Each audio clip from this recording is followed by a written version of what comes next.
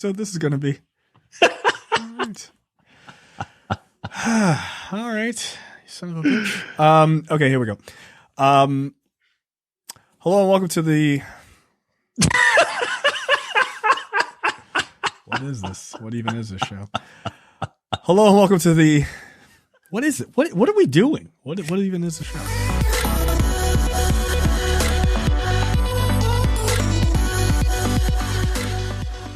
Hello and welcome to a brand new episode of the Nerdpocalypse Podcast. I'm your host Jay. I'm here with my co-host Micah.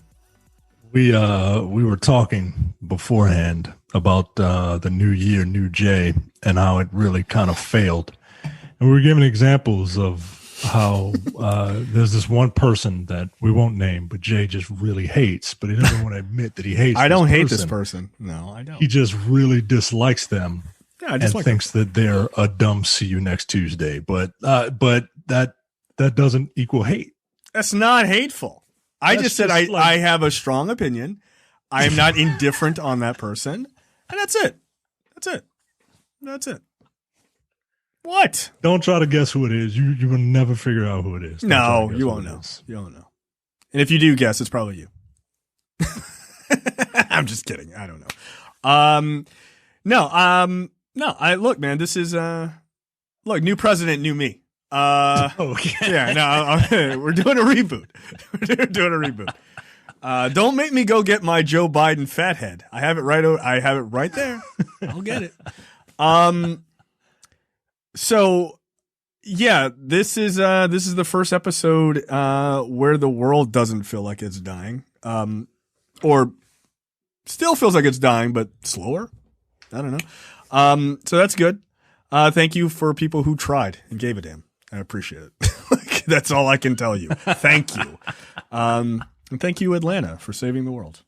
All right, checked out this week. You watched?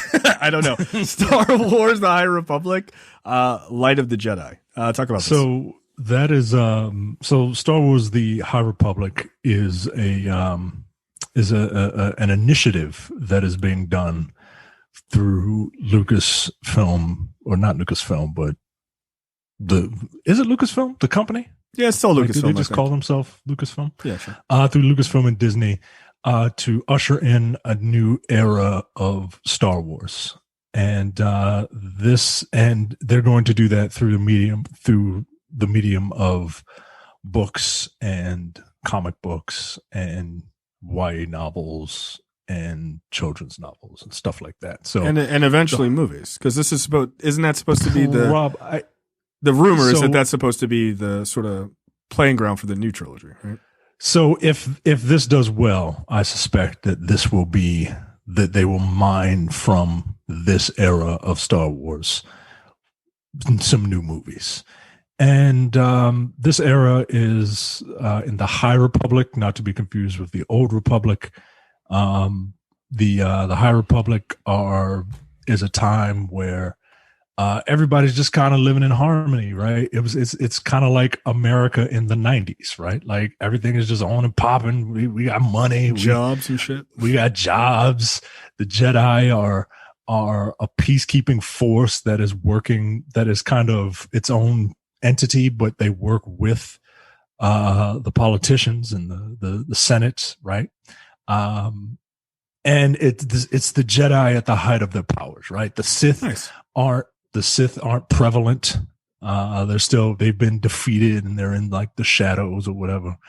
And the Jedi are just kind of out there like the Green Lantern Corps, right? Like they're just if you need help, fucking Jedi's coming.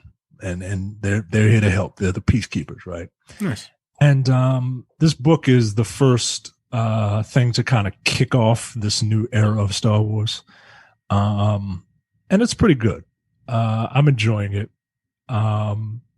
It is the setup. I'm only through the first act, and the setup is that an accident has happened in hyperspace, and there's like something, it's like the Holdo maneuver happened, right? Like something hit something in hyperspace, okay, and the pieces are shattering all over the place, and they're all kind of they're they create like asteroids that are gonna like planet killing asteroids, right?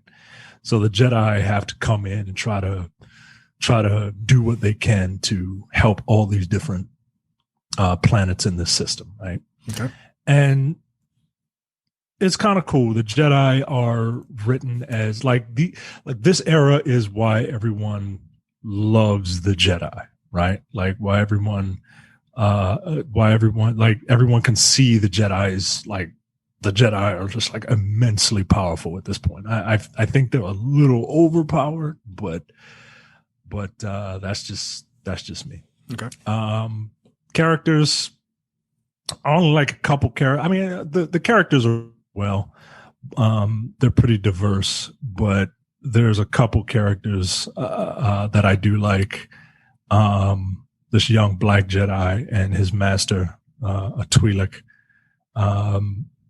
They're written very well. They're written like the black character is written like just like a regular dude, right? Just like a young black dude, right? Like he's got dreads. So in my mind's eye, I'm picturing like Virgil Hawkins. Almost said Static Shock, and I don't want to get fucking Demetrius all pissed. His name is Static, not Static Shock. His name is Virgil, nigga. Yeah, he's like the wrestler. They're just like the same guy. Yeah. He's just as cool. He's a manservant, right? It's pretty cool if you're into reading, which nobody on this podcast network is. But if you're into reading, it's like a dumb action movie. Not dumb, but it's like an action movie. It's like a Star Wars adventure movie. Okay. And it's not. Do I get to choose my own adventure at the end of 20 pages, or because I like those books? They do have one thing that I will critique about this. The naming conventions in Star Wars really, you need to do something, right? Like if you're an alien, whatever, you can name yourself whatever, but the humans shouldn't have names like Avar Chris and Elzar and what's that black kid's name? His name is like Bell. Oh, what the fuck is his name? Bell Zetafar. Like, nah. You want more of like Luke? Yeah, you want more like 1977 names. Yeah. I want names, yo. I want names that a human would give another human.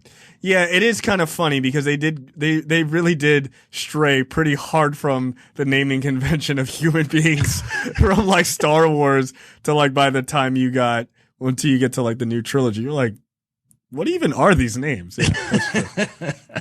They might as well be androids, right? Like, it's like right. Okay. This is odd. Yeah. So, but it's a fun book. It's very interesting. I'm interested to see where this High Republic era is going, because all of the books and comics and YA novels and children's books, they're all playing in this same world. Okay. So I'm very curious to see what happens. Yeah, I looked this up on Amazon. Yeah, so they have the adult one that you're reading, which I guess is the one with the boobs. Then one with 12 and up, then 8 to 12, and then 5 to 8. So that's kind of cool, like to kind of bring everybody, for the most part, bring everybody in. That's kind of dope.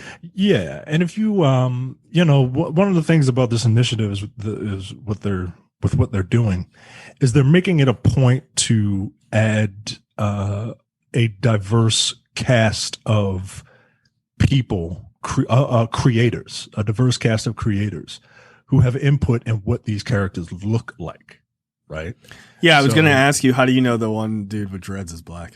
You Google their names, and it's all on Wikipedia. Oh, okay. Because I was hoping you just imagine he was black, and then you find out he's just like a white guy with dirty dreads.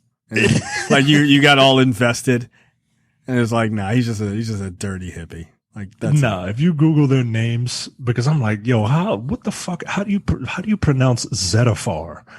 And so I Googled the name, and if you Google the name, you see a bunch of concept art from what this initiative was initially trying to do. So, and then you see, like, if you go on the Star Wars website, you'll see all the different creators.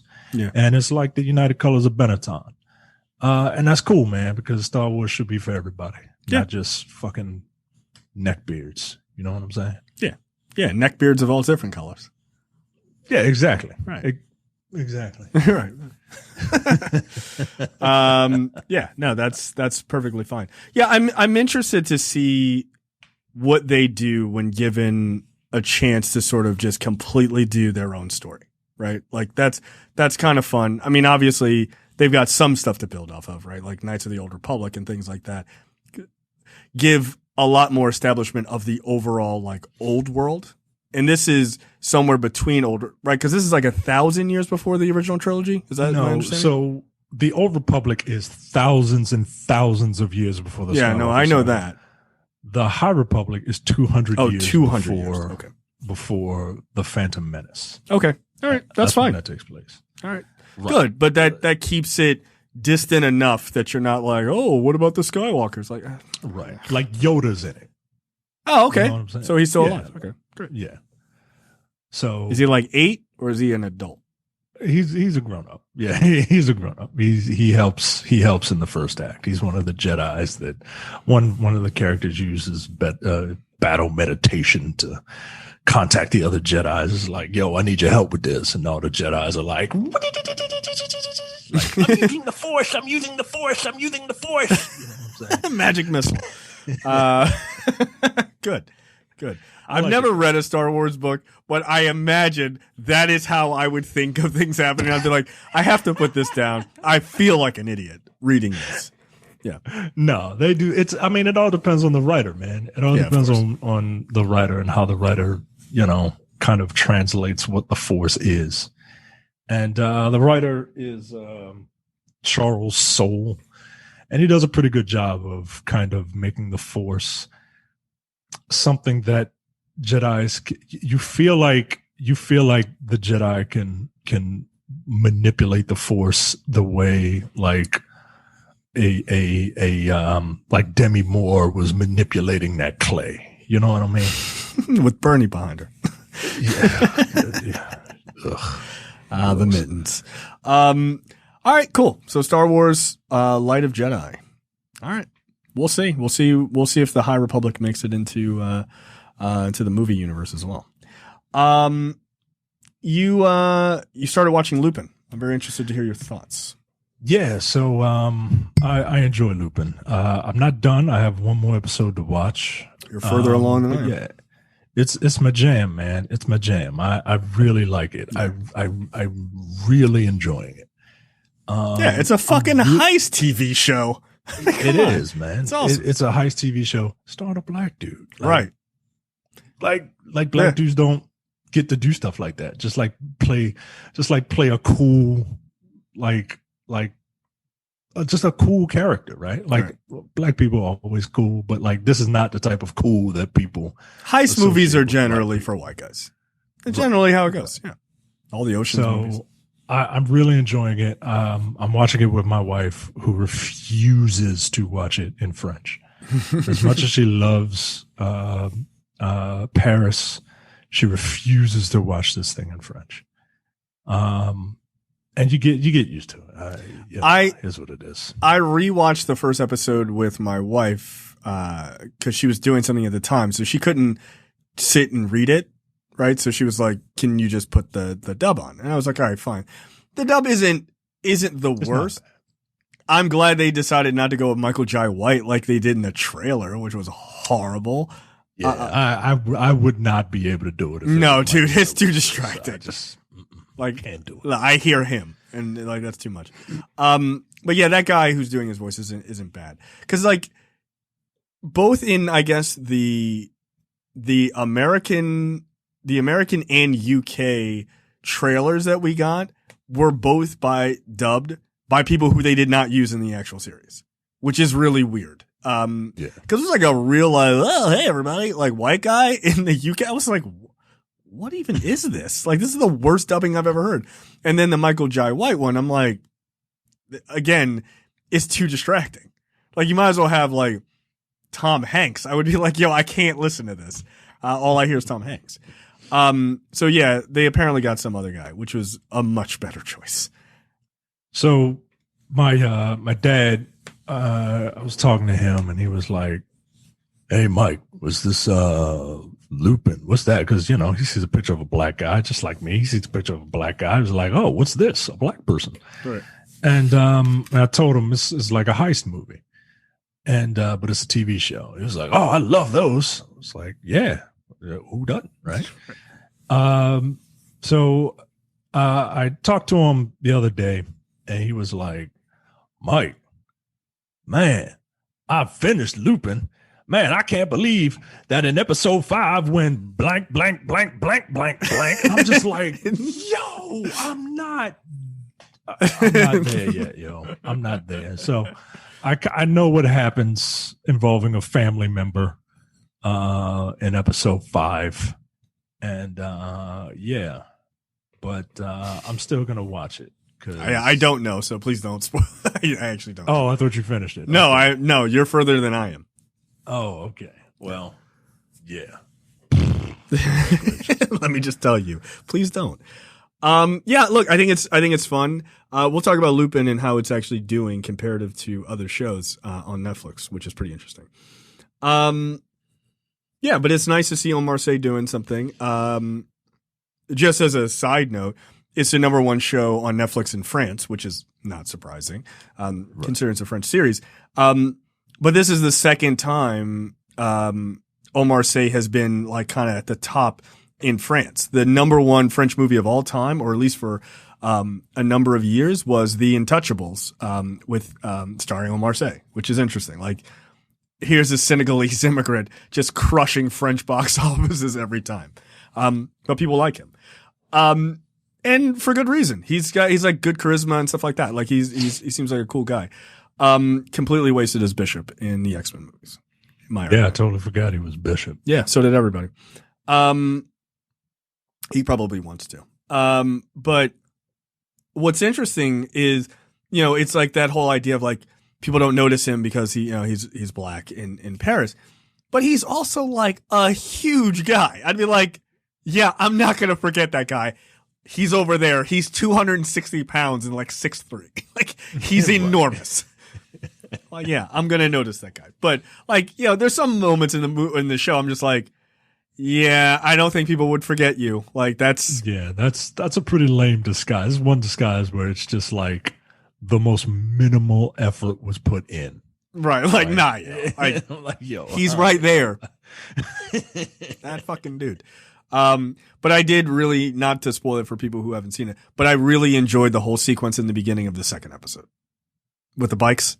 Yeah, with the bikes. Yeah, that was cool. fun. That was a lot of fun. And like, that to me is like quintessential heist movie type of shit. Like, I really dug that. Yeah, making cops look buffoonish. Yeah, he really did. And it was great. It was awesome. So yeah, if you haven't watched Lupin yet, check it out. I mean, in our fan group, everybody seems to be pretty positive on it. So that's dope. I'll talk about our fan group in just a minute, actually. But let's talk about WandaVision. We watched the first 2 episodes. What are your thoughts on this? I loved it.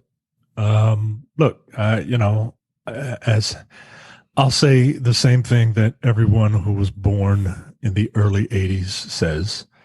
I grew up on a diet of Donna Reed, I Love Lucy, Bewitched, My 3 Sons, Mr. Ed, like all that stuff, right? And those shows are they're a part of my childhood, weirdly. Right. And it's just good, wholesome fun. And these first 2 episodes of WandaVision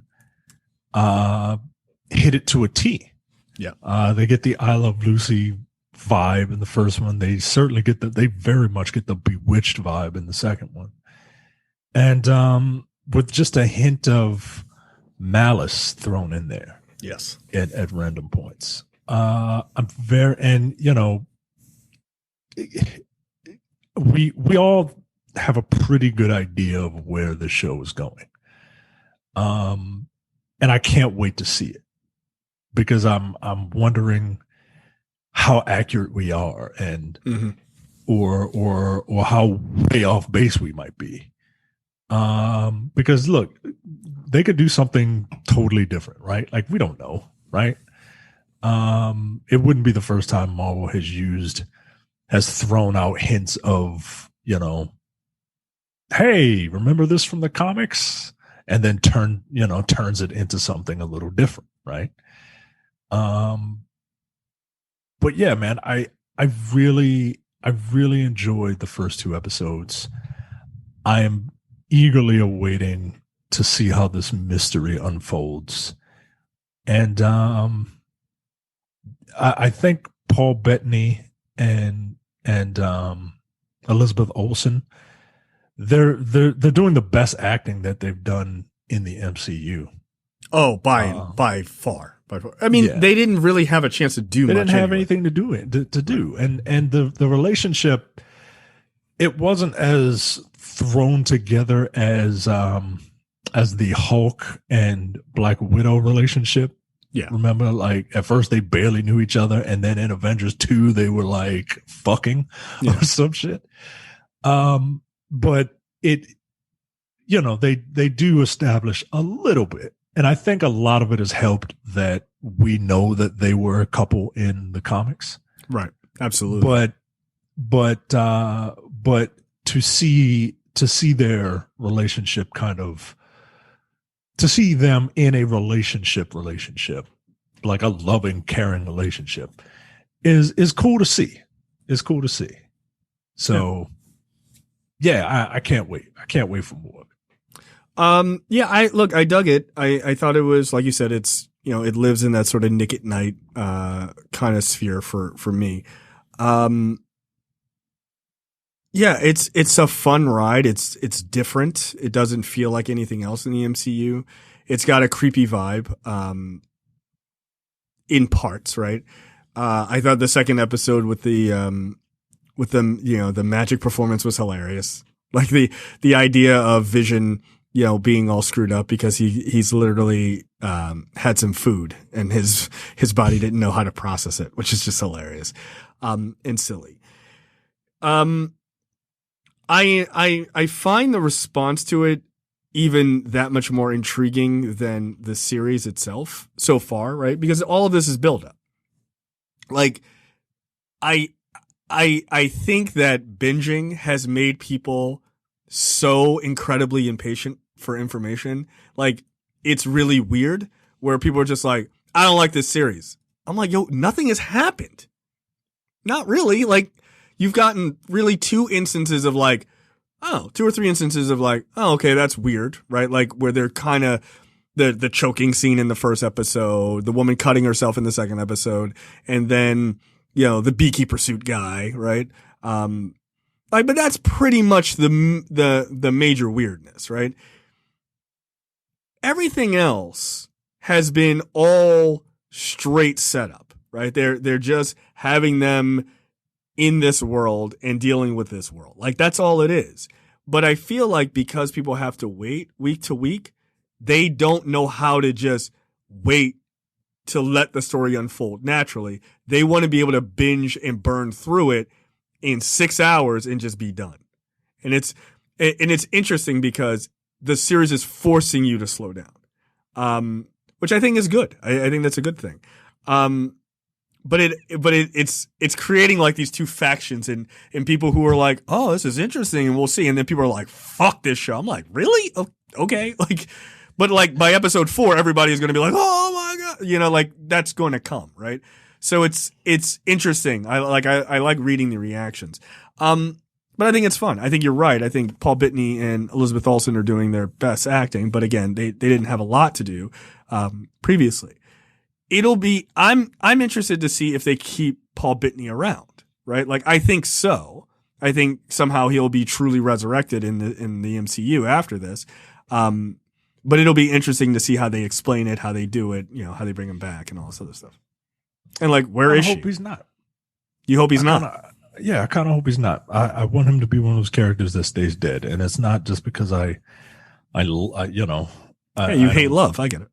I don't I don't care for Vision either way. Unlike you with that person that that we will not name. That dumb cunt. Yeah, you're right. I'm just kidding. I feel very strongly about that person. I don't hate them. I hate the side of their face, but I don't hate them. I kind of want him to be one of those characters that stays dead in this series, to give it meaning, right? To give it stakes. If Wanda ends up being a villain, like having him come back feels like a bit of a cop out.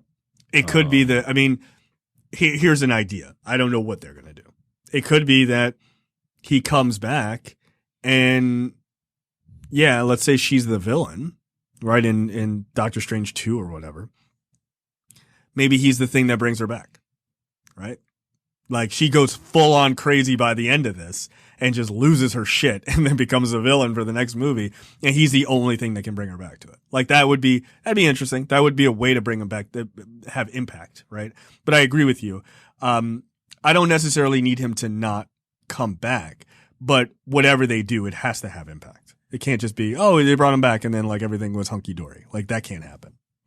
I don't think that's a good idea. They can do whatever they want. I think it's not a bad idea. I think better storytelling, more meaningful storytelling, is that this person died and you have to deal with it. Yeah, sure, that's valid. You don't get to lash out and then have that person come back, because that's not how life works. Yeah, like somebody close to me died, and I, you know, I had to, when I was young and I didn't know any better. Right. But you have to deal with it. Yeah. Like you can't just get what you want. Now, I mean, the thing is, she has already had significant loss, right? She lost her brother. So exactly. Yeah, right. She has. Yeah. And let this character be like, this is her killing joke. God, you know what I mean? Like this person's having a really I think Micah would consider Scarlet Witch to be a dumb see you next Tuesday, the way he just wants all of her loved ones to die. That's true hate. I don't hate anyone. That's not true. There are people I hate. But yeah, not like how Micah hates Scarlet Witch. Like that's just insane. I mean, I like female villains. How about that? Yeah. Especially, ones where if she were to be a villain, this would be a wonderful origin story. Like the big thing is like relatable villains, right? Like nobody can just be an evil guy just to be an evil person. That's not interesting. It really isn't. And I think it would make her incredibly interesting if she ended up being a villain. But who knows what they're going to do? I doubt. You know what? Who knows what they're going to do? I have no idea. I don't either. I mean, I have my theories about where the series is going, and I won't push those here just let people watch it. But yeah, I'm incredibly interested to see where they go. I just am. Look, the MCU hasn't let me down yet, so I don't see this as being some new revelation of them just not being good at storytelling. I just don't. So, I mean, some people think that Magneto will show up. I think that is a very far-fetched idea. I mean, that's a pretty wild theory. But who knows? I think I could just stand pretty firmly and say that's not going to happen. But who knows? So we shall see. Yeah.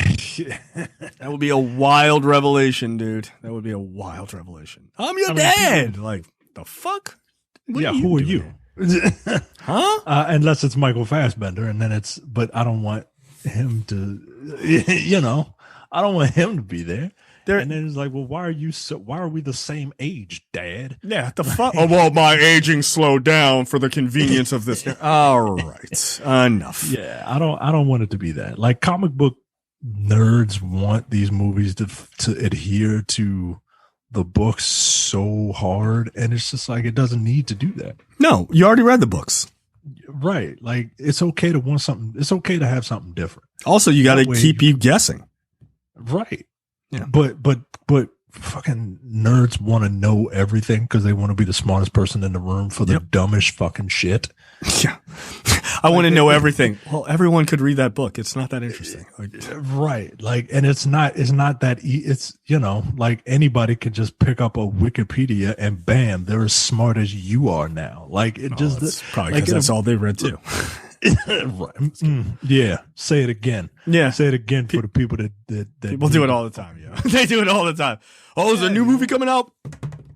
Oh yeah, I know a lot. And then act like they knew everything, right? All right, yo. All right. I'm not gonna read a Shang-Chi Wikipedia page and then come back and tell you all this bullshit. I don't. Right. I'll find it. Right. I'll there are three of you who know who Goober the God Muncher is, or whatever. Goober the God. Whatever, yo. Whatever. People don't just pick up Thor comic. It's called Goober the God Killer. Everyone knows. Yes, Goober is his name. Goober the God Muncher. That's pretty funny. But yeah, no, a lot of people don't know who he is, and they love to pretend. We're not going to do that here. We'll just tell you we don't know. Or, you know, I read the very first book of that series, and then I stopped reading it. So I learned almost nothing about the God Butcher. So I was like, all right, whatever. And I just moved on.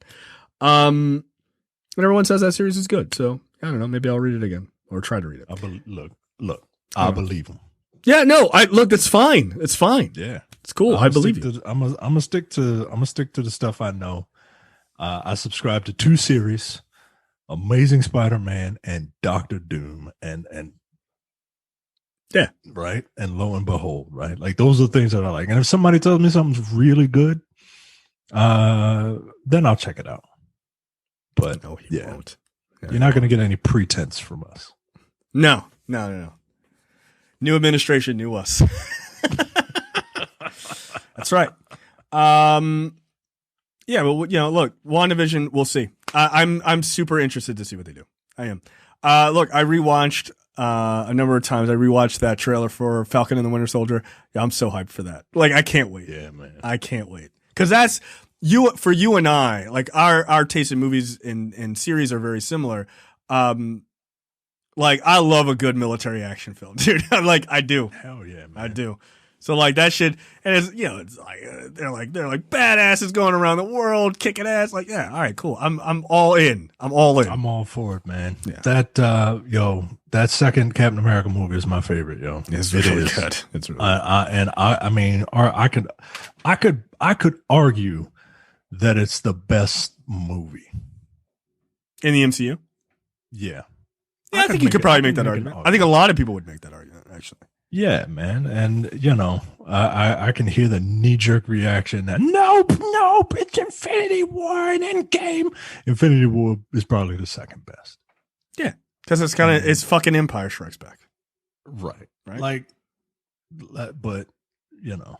Yeah. I mean, don't get me wrong. There's some really great moments in Endgame, too, that are not included in the last fight scene.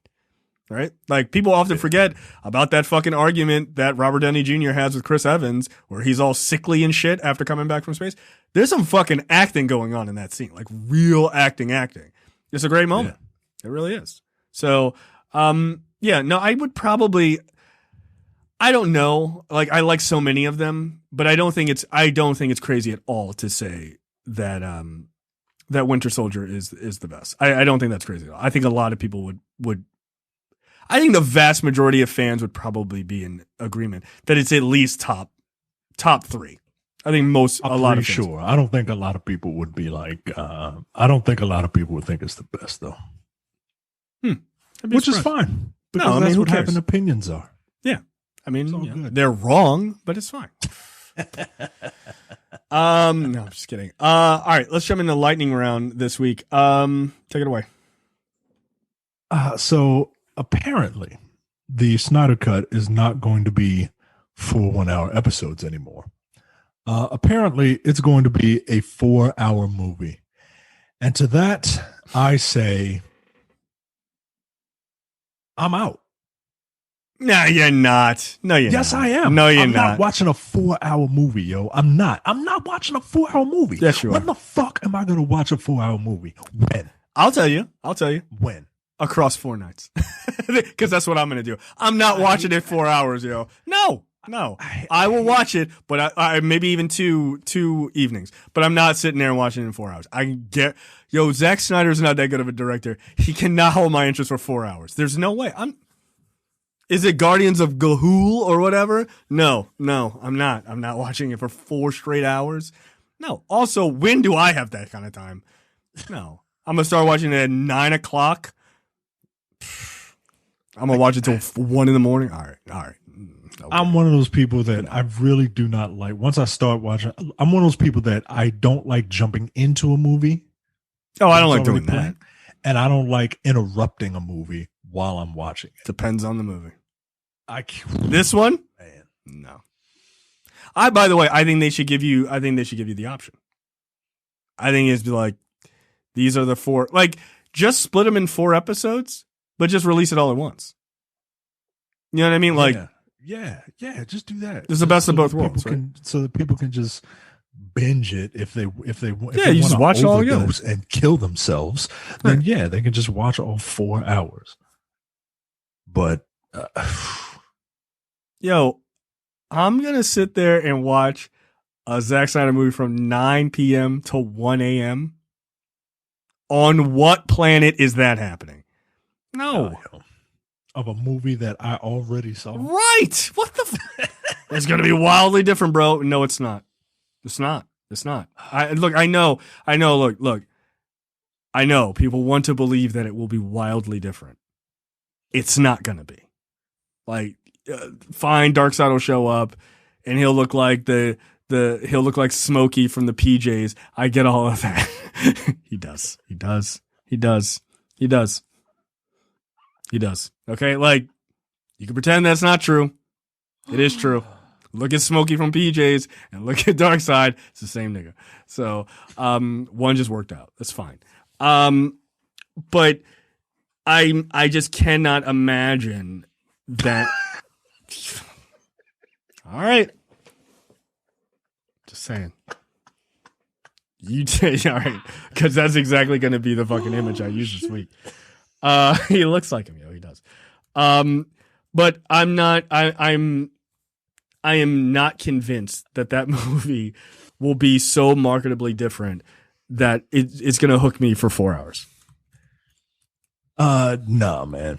I can't. I won't.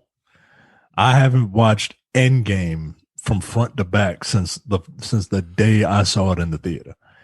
And that's a movie that I like. Right. That's a lot of time spent in front of a movie that I don't like the original. I just don't. Wow. But, I'm sure there'll be people who will.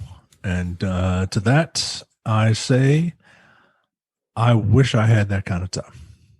No, I don't wish I had that kind of time. I don't. I'm not going to do that. To quote you from last week's episode, I'm not going to give that a try at all. Like, no. Look, man, 4 hours? All right. I mean, I guess. Okay. Like, what could be what is being told that it requires 4 hours? I don't know. But then people are like, they want him to do Justice League 2. This should have been Justice League 1 and 2. For 4 hours? That's 2-hour movies. That's enough. It's enough. I think he said that this is it for him, right? He's not doing any more DC. I don't think he said that. I don't think so. I thought I read somewhere where he said maybe he did. We'll see what fans say. They start another hashtag. Yeah. But I'm not seeing a Justice League 2 ever if he's doing it. I'm not. Period. I'm not seeing it. I'm not seeing it. Something that I've been waiting to see. No Time to Die, the latest James Bond movie, is going to be Daniel Craig's final James Bond. Yeah. and it will now be released in theaters Never. October 8th, 2021. You believe that? According to the Hollywood Reporter. I think that's tentative date. No. This movie's never coming out. To see how quickly Amazon can prime these vaccines to everybody. Hey, look. And let Bezos do his work. All right? Like, that's what he's good at. Destroying companies and sending you shit. I like how he waited. Like He's an asshole, dude.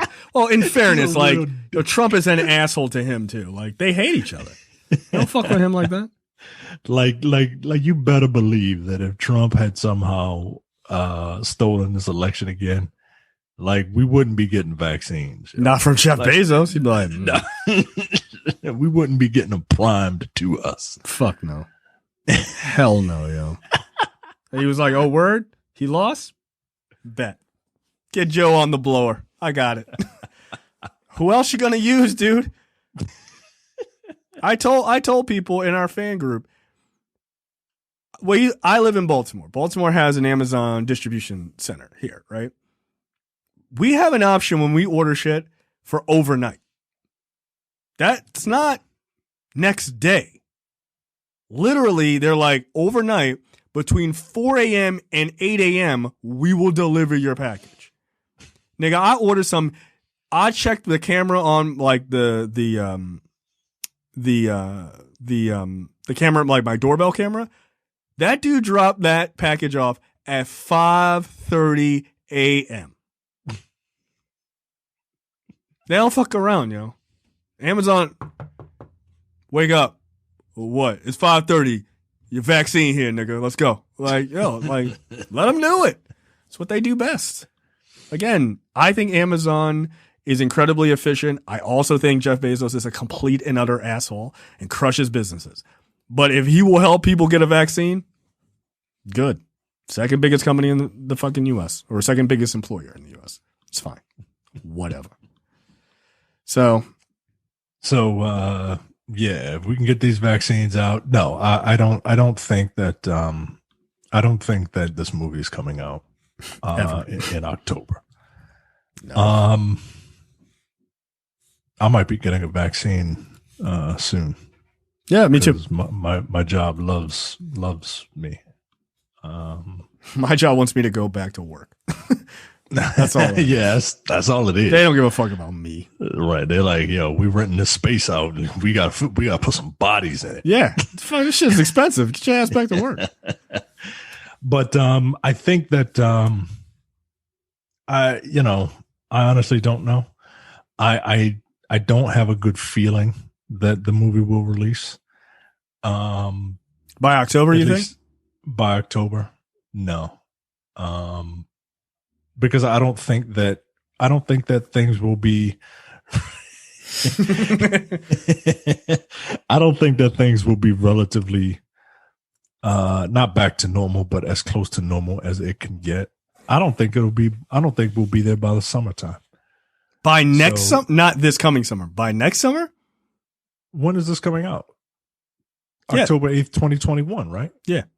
So this coming summer, I don't think. Oh, you're saying, this summer. I thought you were saying the following summer. I'm like, God damn. No. I'm like, come on, man. Jesus Christ. God damn. No, I'm not nihilistic. I'm reasonable. You'd be like, yo, ain't nobody leaving. I don't think we'll be in any semblance of normal by the summertime. And if we're not ready by the summertime, no, I don't think so either. Then we're not going to be ready to go to. Not ready to go to movies.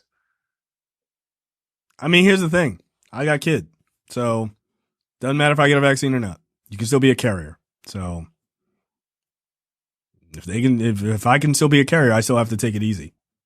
I can't just be like, oh, fuck it. I'm vaccinated. If you do go out, you still gotta wear masks and shit. Yeah. Even if you do get the vaccine, you still gotta wear masks and all that. Until you can get kids vaccinated, we're not out of this.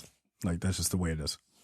Shit, so, Moderna was like, yo, we're not going to have shit till 2022 for kids.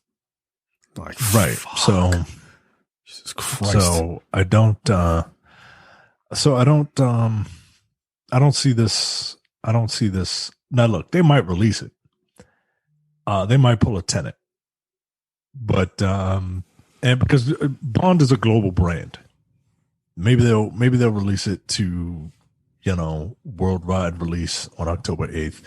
Just kind of hope they can get what they can from other parts of the world, and then America. Some people went to see Tenet, so not enough. A million people went to see Tenet. So maybe wow, maybe they'll a million whole people. Now, look, I mean, granted, once people have the vaccine, that will sort of open up, right? People are just going to be, because people aren't going to really think about the whole being a carrier thing. They're just going to want to go. So that could open up theaters immediately, and just people are just like flooding in. Yeah, that's what I'm thinking. People will open up, like everywhere will open up, but you still would have to maybe wear a mask or something like that. But yeah. Like, I'm still not taking my kid out in public. Yeah, I don't know, man. It just fucking sucks. Just but put a October mask 8th, on, man. I'm surprised October 8th. I wonder what they have coming out in November. November is usually Bond month.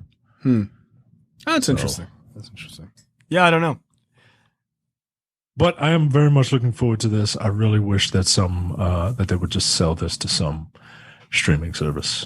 Or just do it themselves. Fucking video on demand or whatever. Yeah, I'd buy it on VOD. Yeah, I would pay the money. Absolutely. This is weird. Liam Neeson has been approached by Seth MacFarlane about doing a Naked Gun reboot.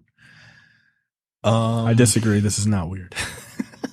Academy Award nominee and frequent action thriller star Liam Neeson claims that he has been approached to star in a reboot of the Naked Gun series with none other than Family Guy creator Seth MacFarlane spearheading the effort. Like, I 100% believe every word in that sentence. Mm-hmm. It's just a very weird sentence to me. Well, it would have been a weird sentence. It's not a weird sentence anymore. Liam Neeson just doesn't really care anymore about prestige film. Like, he's just out here living his life, having a good time. Yeah, I mean, he says that he's like, newly retired from he's retiring from action movies. You've said that like 3 different times. Yeah, I'm starting to think that he's kind of like Ric Flair. Like, Ric Flair has had like 3 different retirements, but he also has a tremendous amount of tax trouble. So they keep dragging his old ass in the ring to make appearances and shit. And I'm starting to think that. Like, I'm starting to think that Liam Neeson might have acted upon his urges to beat the shit out of the first black guy he saw, and now is in some sort of trouble. Yeah, he's got financial trouble. Yeah, I don't need this. Like, Seth MacFarlane doing it, that makes sense. Like, that makes a lot of sense. That actually works. Liam Neeson isn't funny. I don't see it. Was Leslie Nielsen a comedic actor before The Naked Gun? Yeah, I think like that was kind of always his thing, is these like absurd comedies. I don't know, man. He was an Airplane. I think that well, I'm talking about before all that, man. I'm talking about like in his early career. You know what I'm saying? Nielsen's career began in dramatic roles on television during television's golden age, appearing in 46 live programs in 1950 alone. Nah, I'm not buying it. What the fuck? Yeah, that's a lie. All right, hold on. When did he start going off the fucking rails? Who? Leslie Nielsen. The 80s with Airplane. Yeah, and it was over. He had a 30-year career in drama before Airplane. Yeah, and then he did Repossessed and Naked Gun and Naked Gun 2.5 and Naked Gun 33 1/3. You know what? I think Leslie Nielsen, Liam Neeson. I think Liam Neeson is going to kill it. You think so? Look. Every time I see a Liam Neeson trailer, I'm laughing at it. That's fair enough. That's fair. Wow. because he's going to play it so hyper straight, right? Like he's going to play it. He's going to say the most absurd shit in the most serious way. And because he has an accent, it will add a bit of gravitas to the nonsense. I think it can work. Okay.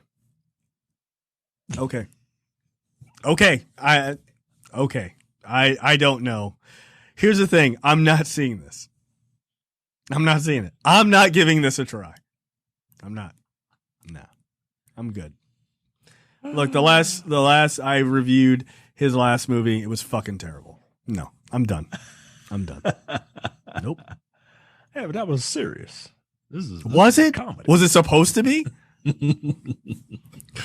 The Marksman? Get out of here. Oh, man. All right, next up. The first look at the Mortal Kombat R-rated reboot. Yeah, Mortal Kombat is happening. Everyone has seen the pictures. Everyone has made the Steve Harvey joke. Yes. Is that McCad Brooks? Yes, it is. Who is the ashtray bitch guy? Yeah, ashtray bitch. It is him, in fact. By the way, the arms look dope. I like them. I think they look very cool. Yeah, they do. They do. I'm not mad at that. Look, I am going to give this a try. 100%. Come on. Look, Mortal Kombat is like Mortal Kombat. It came out in the 90s, and it's a takeoff on like it is a white man, a couple of white guys' vision of what martial arts flicks are, right? And these guys grew up on like Chopsaki, like Saturday afternoon. I'm pretty sure it's unacceptable for us to use the term Chopsaki. It's hilarious. It's hilarious, and I'll allow it, but I'm pretty sure it's unacceptable. Well, I am sorry if you are offended. Isn't that the thing that you don't mean disingenuous people? Isn't that the thing that disingenuous people say? I'm sorry if you're offended. If you were offended, fuck off. But it's rooted in just ridiculousness, right? Like it's Big Trouble in Little China without a comedy. Without what's his name in it. Kurt Russell. Yeah, Kurt Russell. It's Big Trouble in Little China without Kurt Russell. And it's always like the lore, they take it so seriously, and I love it. I kind of like, so this is the first R-rated Mortal Kombat movie. I think you do have to kind of take it seriously. That's what makes it work. You can't take it lightly, because if you take it lightly and then have a guy rip someone's spine out of his back, it's jarring. But if it's taken totally serious and you're like, wow, that guy straight up murdered that guy, you're like, well, that's par for the course. But if you take it seriously and then kill a guy Predator style, right, by ripping his head off and his spine is still attached. Like, it's one thing if the Predator's doing it, right? Because the Predators are like 7 feet tall and shit. Like, nah, yo, this is a 5'11" ninja. Yeah, he's really powerful. He's a ninja. He learned how to do that in ninja school. Duh. Like, I want to see realistic kills. Mortal Kombat is known for its like flashy, like elaborate, like fatalities. This first movie, I want it to be serious, not like the first Mortal Kombat game, but like the first Mortal Kombat game, right? Like, I mean, that was taken pretty seriously. Like someone punches it through your chest and pulls your heart out, right? Like we've seen that before in that horrible Indiana Jones movie, right? And in that horrible Rambo movie, right? Okay, that's fair. I'm not giving you credit on the first one, but the second one, yeah, you're 100% right. Like, nigga, what is going on in that last moment? Like, come on. But yeah, it's so ridiculous. I watched that Mortal Kombat Scorpion's Revenge movie, which is basically just a retelling of the first Mortal Kombat, but more exclusively from Scorpion's perspective. And it was fine, you know. Is that animated? Yeah, it's animated, Yeah. so you wouldn't touch it with a 10-foot pole. No, because disgusting. You don't respect animation as a storytelling medium. That is correct. but they took it seriously. You know what I mean? And you know, you get that's hard, yo, from that sect of people. And yes. but yeah, man, like they took it seriously and it was entertaining enough. So I'm very curious. I'm very curious how they do my boy Jax. He looks dope, man. Like, yeah, he's got the Steve Harvey mustache, but the arms look really good, man. Like they look a lot better than the ones in the original movies. I mean, those were horrible. Saber just looked like they just slapped a piece of plastic on it. Just fucking aluminum foil wrapped. They were just like, let's go. It's fine. Whatever. No one's paying attention to this shit. Yeah, no, this looks like they spent some real time. Like the design work is actually quite good. It's like a weird steampunk almost design. That's really cool. I mean, we see a little bit of what Sub-Zero looks like. I mean, I don't really have much feelings on that. I assume that's Johnny Cage because it's a white man. Look, I need him to be an arrogant prick. Like that's who Johnny Cage is. Like I'm not trying to have some serious Johnny Cage. He's supposed to be the comedy element. Like he is a deadly guy, but a dickhead. Like just a complete and utter dickhead. And look, Johnny Cage has a weird character arc too, man. Like he's got like a hero's journey from like just a pretty boy dickhead to like a general of the resistance, but still a dickhead. Okay, I'll take that. Like I do kind of want this to be successful because I want to see a series of these. Like and like really go into the lore. Like go to the, fucking what is it? Outer World or whatever the fuck it is. Outworld. And like really do it. Like go for it. Like the newer games have like it's a whole fleshed out world where you haven't seen that in the movies. Like, yeah, do it. Look, Kung Lao and Liu Kang look good. Kung Lao looks dope. Like they got Kung Lao looks dope, yo. Yeah, like the hat looks fucking sick. So I'm here for that.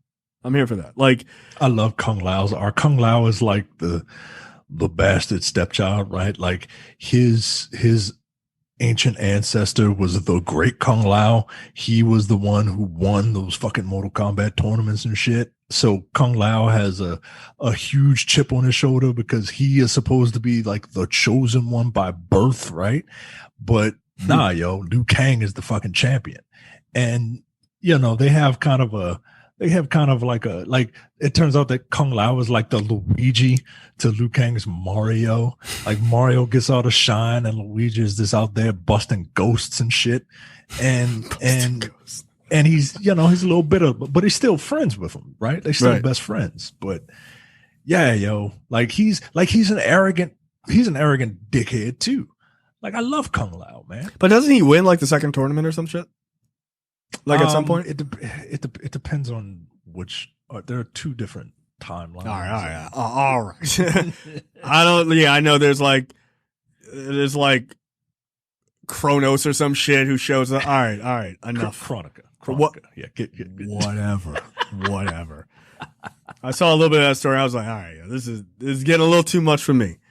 I remember watching the Mortal Kombat TV show where they stayed in like one room in that house and never left. Yeah. It was fucking awful. Yeah, now it's too much. Not before when you had to win 10 fighting tournaments in a row in order to be able to have control of all the realms. All right, whatever. Yeah. No,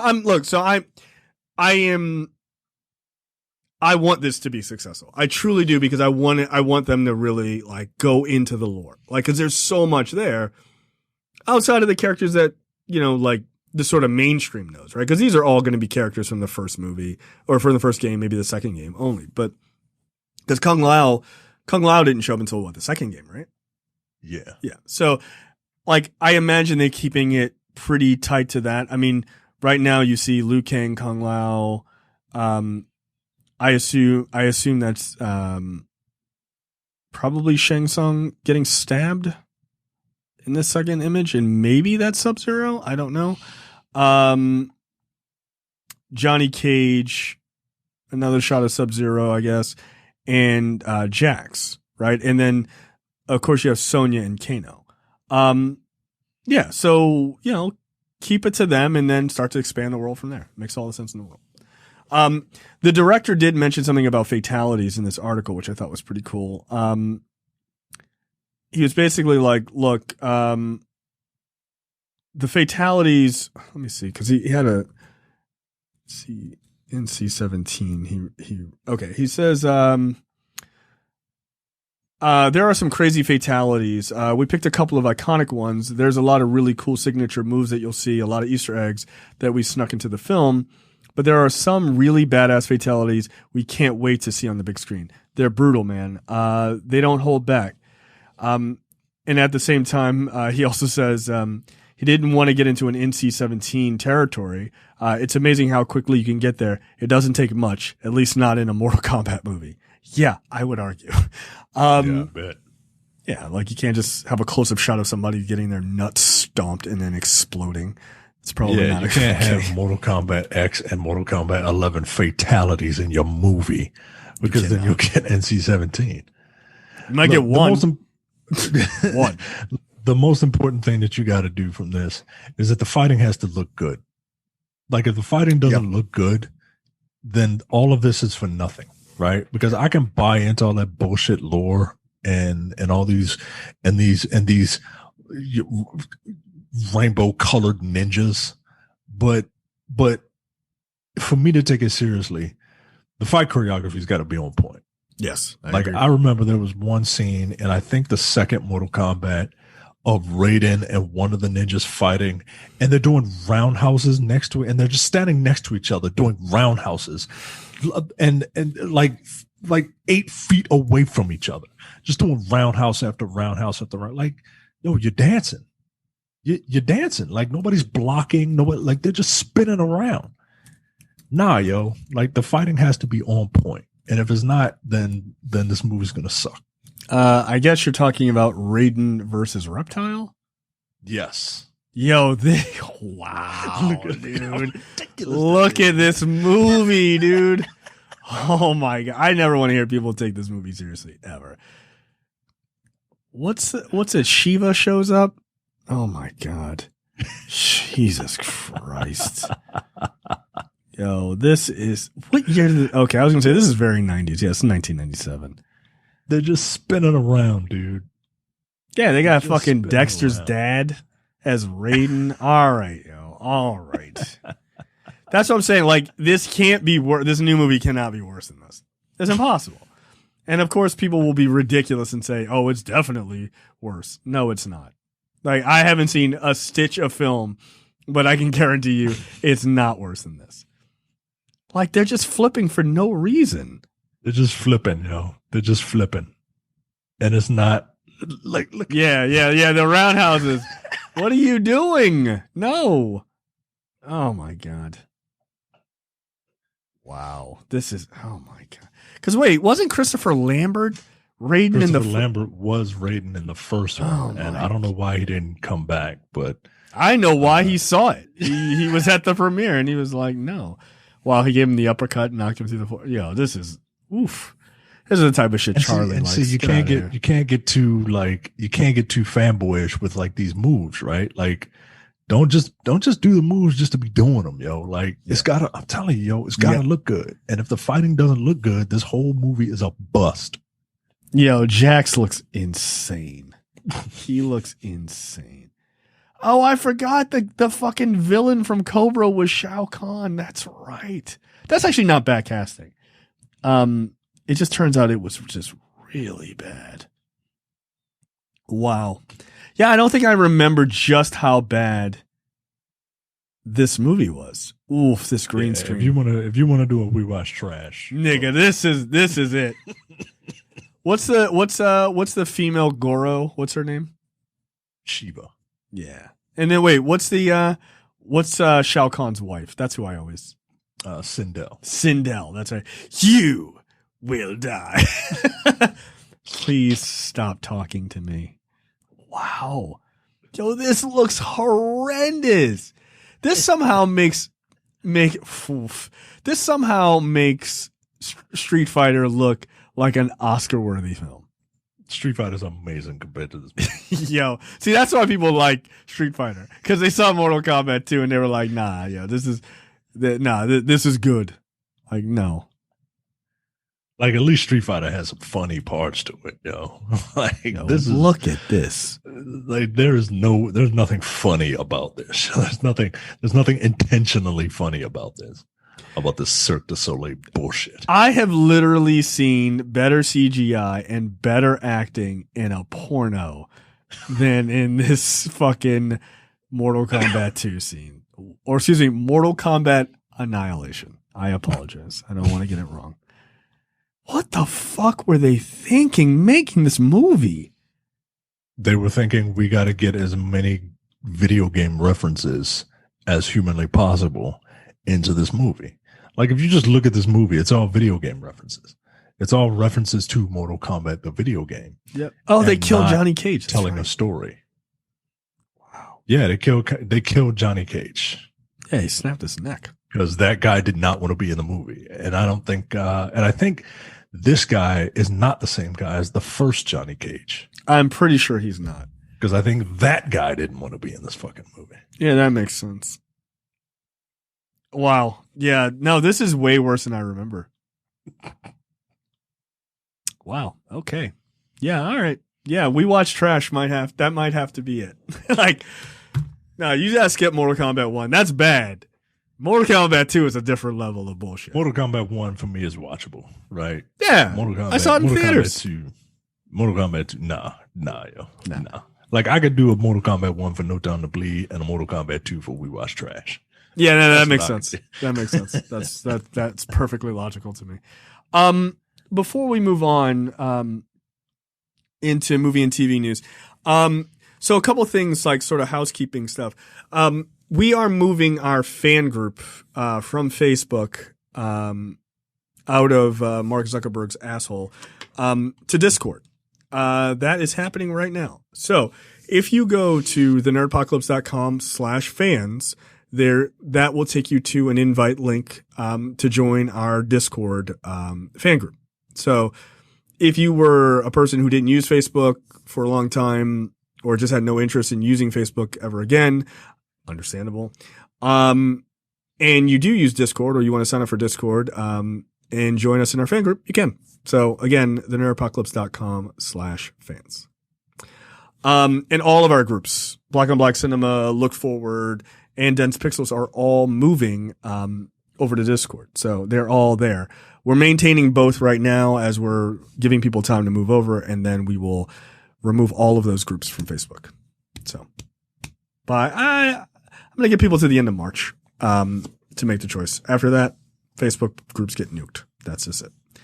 All right. Next up, movie and TV news this week. We were talking about Lupin earlier. Lupin is doing exceptionally well on Netflix, even compared to the other big shows on the platform. Lupin has set a global benchmark for a French series on Netflix, with 70 million households projected to watch the 5-parter through its first 28 days. That's bigger than the other recent English language hit series Bridgerton, which had 63 million, and Queen's Gambit, which had 65 or 62 million. That's pretty good. The Omar Sy series quickly became the first French series to land on the streamer's top 10 list. It launched number 1 across France and remains in that position to this day. Netflix reports that it also ranked number 1 in Brazil, Vietnam, Argentina, Germany, Italy, Spain, Poland, the Netherlands, the Philippines, Sweden, and many other countries. And Lupin has a 93% on Rotten Tomatoes. I don't ever want to hear this idea that black people don't sell around the world. Stop it. There you go. Like, yeah, there are black people in Brazil. There's not a lot of black people in Vietnam, Argentina, Germany, Italy, Spain, Poland. Poland's white as fuck. The Netherlands, the Philippines, and Sweden. There's There's a couple brothers in Sweden, but not a lot. So, yeah. Like, come on now. Like, just, again, you just make good series. Just make good series. And I do think the idea of anime becoming more and more popular around the world has opened people up to reading subtitles for foreign language films. So that's only a good thing for stuff like this. Yeah, it's weird, but it's a good thing. Yeah. Good fun. You know, anything to kind of get you a little more cultured. Yeah. And if anime got to do it, then, you know, so be it. Yeah, however you get there. I mean, I personally find the medium to be disgusting, but that's just me. You and your tentacle porn. But no, I think that's dope for Lupin. I also think that just bodes well for any good series that comes out on Netflix. Period. One of the ones go ahead.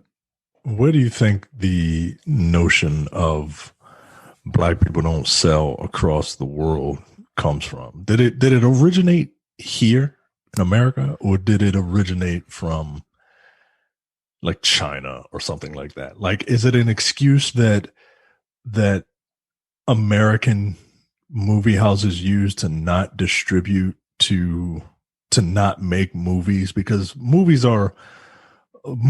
Hollywood movies are a global business. Right. And, you know, is it an excuse that American movie houses make to not cast black leads in movies? Because, well, I mean, no one's going to want to see Denzel Washington in, you know, something in China. Yeah. No, I think that's exactly right. I think it comes from, I think it's definitely a US thing. Cause that's like, far as like big Hollywood stuff, that's where black people live, right? Like, you know, like Nollywood is coming and it's doing really well, but it's not to the size of Hollywood, right? Like no place has the global reach for movies like Hollywood does. It just doesn't. But I think the idea is racism here has convinced white people that only people who see black movies are black people, which is not true. I mean, that was wildly disproven by blaxploitation films. They were incredibly popular. Not just with black people, though they were incredibly popular, period. And then I think that it comes from that same idea that women in action movies don't sell, right? Like, there's a reason why you're just getting a Wonder Woman movie just a few years ago. Like, you could never get it off the ground because that sort of self-fulfilling prophecy of like, well, why don't we give these women action movies a shitty budget, shitty director, shitty writing, and a shitty lead? Oh, it didn't sell well? See, women action movies don't do well. The same idea, right? But then, like, they tried to do that with black people, and then black people just made their own movies, like the blaxploitation movies, and they took off, and then white people were like, oh, we can make money off of this, and then they started doing them, right? Or start producing them. So yeah, I think with things like Fast and the Furious and things like that, they've destroyed that narrative. Like, it just doesn't make sense. Black Panther destroyed that narrative. Now, granted, that's a Marvel movie, so it's a little baked in, and I think people need to be honest about that. But it's still all black people in that movie, minus one white guy. So they didn't have to like it. But I think good stories sell, period. I don't think it fucking matters. I think the fact that as many people saw it as they did, they love Parasite. Like, the fuck is a Korean movie? It is a very uniquely Korean film with a Korean perspective. But people liked it. And people are just becoming, the world is shrinking. People are just becoming more global. Like, one series I really want to watch, it keeps popping up on Netflix, I just haven't had a chance to start, is Money Heist. I think it's a Brazilian series or Brazilian or from Spain. I can't remember. But apparently it's really good. I'll watch it. I don't give a shit. Like, is it good? Do I have to read? It's fine. Or do they have a decent dub? It's fine too. If it's decent, I don't really care. But, you know, as long as the quality of the storytelling is good, I don't really give a shit. And I think that's how most people are starting to starting to take it. Of course, there's some people who are less willing to do that, but I think for the most part, that's changing, and it'll continue to change. So, I don't know. Next up, Christopher Nolan is likely finished with Warner Brothers. The director who has always been the favorite golden boy for Warner Brothers over the last couple of years, is reportedly kind of done with them after they decided that they were going to release movies in theaters and simultaneously on HBO Max. Does that feel shocking to you? No, he's a movie guy. He's a theater guy. I'm not surprised by this at all. If he does it. He's one of those people who makes spectacle. And, I understand his point of view.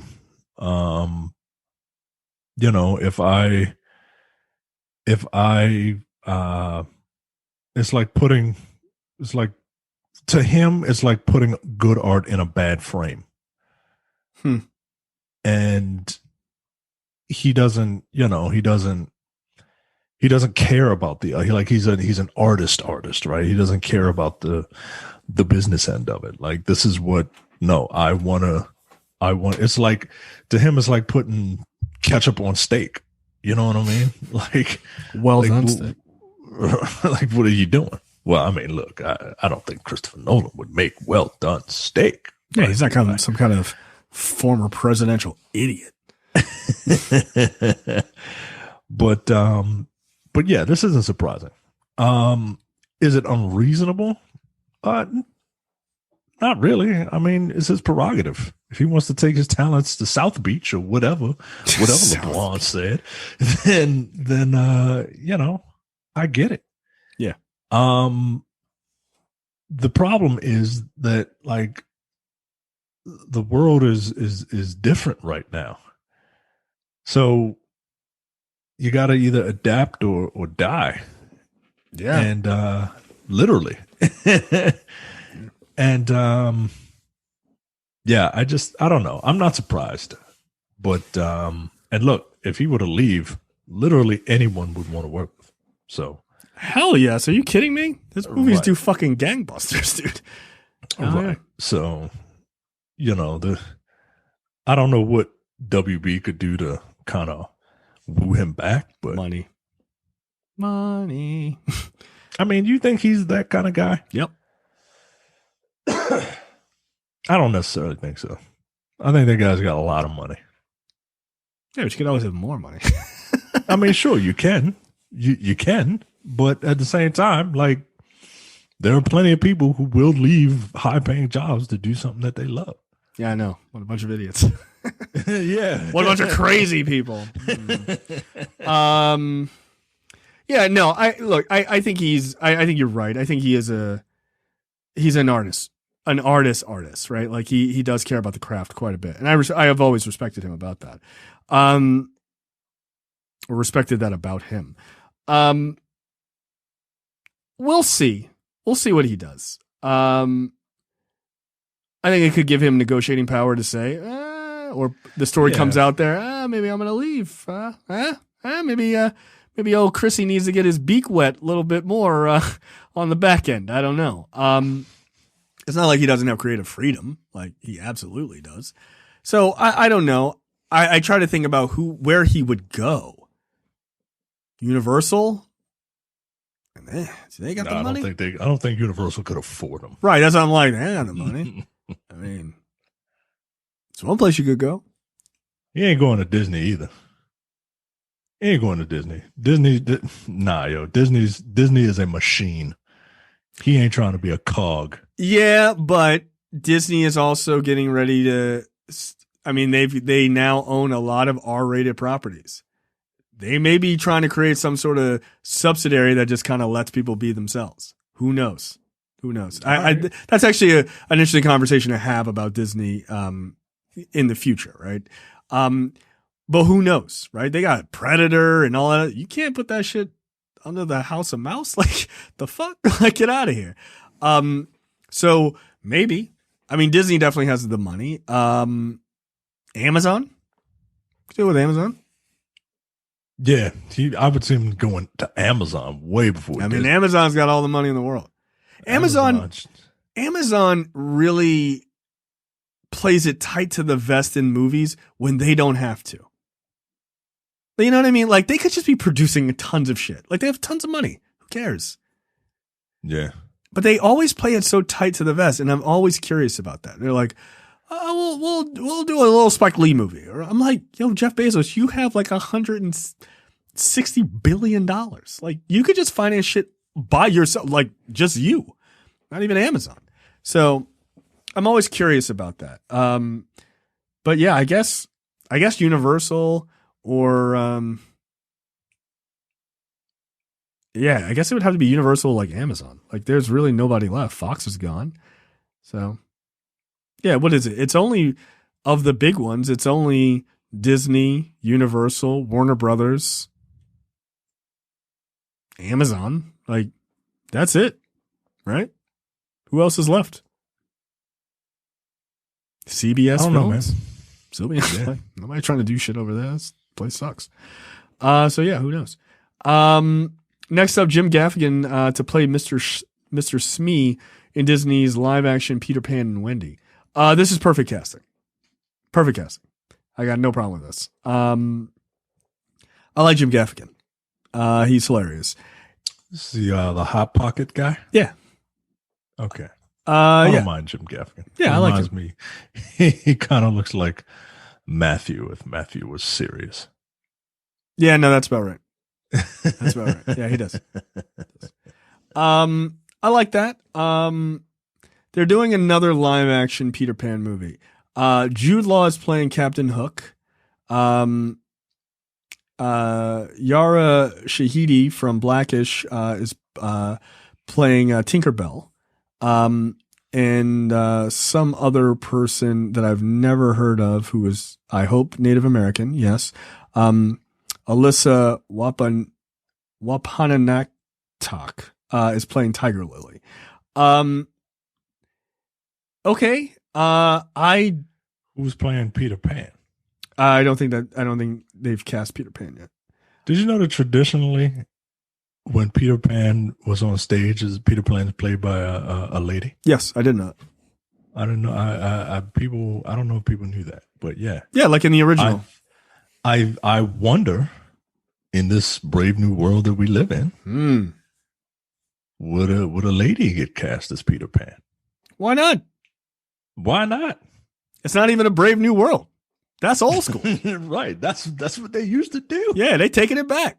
Although I just imagine the people on Twitter losing their minds because they didn't read the Wikipedia page on Peter Pan. So they would be shocked. And then people would be like, this is male erasure. # what about men's rights or whatever. Dumb fuck nonsense. Yeah, I'm fine with it. Like, that's fine. You know, get some like boyish young girl to play Peter Pan. It's fine. It's not going to be better than Hook. Calling it. What are your feelings on Peter Pan as a property? I never really got into it. I never really understood it. I've seen Hook. Yes, Hook is I've great. seen the cartoon version. Yes. I just Which I respect. I was a small child. I didn't know any better. No, I like Peter Pan. It's a great story. It's a kid's story, right? It's a classic children's tale. I don't care about children's stories, even though I am a child. I don't give a fuck about children's stories. But that's why Hook was so good. Because Hook took the Peter Pan story and made it interesting. Peter Pan as an adult who forgot he was Peter Pan and then goes back and is reminded. Like, that was awesome. Also, Robin Williams was fantastic. Like, he was. And Dustin Hoffman was a stellar Captain fucking Hook. He was amazing. I think, like, it's weird because I think playing a straight up Peter Pan story is kind of boring. I think that's why Hook worked. Fucking Rufio and shit. Like, they just introduced so much into that lore that didn't exist before. Or at least didn't exist to me. I don't know if there's like other Peter Pan stories where that that is turned out to be true. I don't know. I'm not a Peter Pan expert. I'll check Wikipedia after this. You're not a Peter Panophile. No, I'm not a Peter Panophile. That's also a pretty good episode title. Though the picture of Smokey next to Darkseid is right now is reigning supreme. I'll change my mind. I think if you're not doing like an interesting take on the character, it's really hard for me to get have a vested interest. Also, I feel like, why didn't they give the chick from Blackish? They should have let her play Wendy instead of Tinkerbell. Yeah, but like, you think of Peter Pan, right? Who are the first three characters you think of when you think of Peter Pan?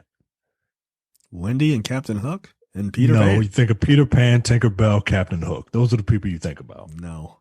It's literally called Peter Pan and Wendy. Like, nah, yo. No. That's what it's called. Peter Pan and Wendy. It's called Peter Pan. Yeah, If but anything, this movie is called Peter Pan and Wendy. It's called Peter Pan Peanut Butter. That's what it's called. Peter Pan. Yeah, it sounds like you're a Peter Panophile, if you ask me. No, that's fine. That's fine. Look, I'm gonna need to, no pun intended, I'm gonna need to see what the hook is. Right? Like I am. I'm also gonna need to see Jude Law in the costume. Because Jude Law is kind of a crazy person in real life. So I think maybe he would do a pretty good job. I have no doubt that Jude Law can pull this off. He's a great actor. I'm very curious to see who they cast as Peter Pan. I agree with you, though. I think that's a good idea. I think they should cast a woman. I think they should. Yeah. And I think they're thinking about it, which is why no one's saying anything yet. Yeah. Because then obviously you just, like, if you were going to do like a guy, you just, I don't know, what is it? Right. Timothy Chalamet or fucking Spider-Man. Like, there's obvious choices, right? Right, exactly. But the fact that they're casting, the fact that Mr. Smee is casting news, but not Peter Pan. Come on, man. All right, you're casting a woman. Who you getting for this? What if they blow everybody's mind and cast Elliot Page? Oh, that's genius. She's too old. She's too old, though. She's too old. Oh, yeah. But in her youth, that would have been that's perfect casting. His youth. That's right. She's trans. It's perfect casting. Oh, man. Ooh, that just blow everybody's mind so that everybody's mad. But the thing is, how are you going to be that mad? Right? Because like, you can't get that mad. You're just like, but she's a girl. Actually, she's trans. God damn it. Like, yeah, no, that's perfect casting. Yeah. Huh. Yeah, it's not bad. That's pretty good. If you want to, if she was younger, she would be perfect. Or excuse me, he'd be perfect. If you want a binary choice,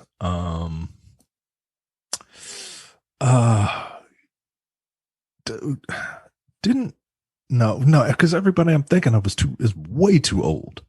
Like at first I thought Anne Hathaway. Anne Hathaway Hathaway's way too old. Yeah, no, it's a grown ass woman. Yeah, I don't know. I don't follow young girls. That's probably for the best. Bobby Brown, Millie Bobby Brown, 11 from Stranger Things. Bobby Brown. I just said Bobby Brown. I'm like, what? You need to go to bed. Bobby Brown as Peter Pan is a wild choice.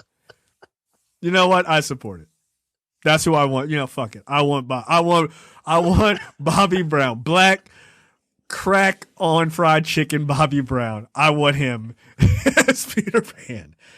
I don't care how old he is. Yeah, Millie Bobby Brown. That's not bad. That's pretty good. That's the only young girl I can think of. Because she's like 12, 15, some shit like that. 20, I don't know. How old is Millie? But they're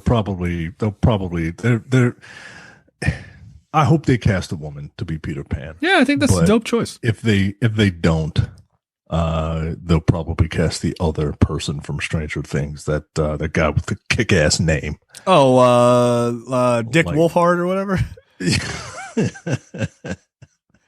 Look, Millie Bobby Brown is 16 years old. That's perfect. Yeah, that kind of is perfect, actually. Yeah, she's got the look. I mean, she can rock a bald head, like, right? So you can give her a boy haircut. It's fine. Ew. Yeah. Who has Millie Bobby Brown dated? Nigga, why are you asking that, Google? What the fuck? She's 16. The answer is Drake, by the way. Obviously. Everyone knows that. Because that guy's a fucking creep. Yeah. No, I'm going all in. I think it's Millie Bobby Brown. That's got to be the choice. That is the right choice. That is the official Nerdpocalypse casting choice for Peter Pan, Millie Bobby Brown. Yeah. In 100% seriousness. Like, I'm not joking.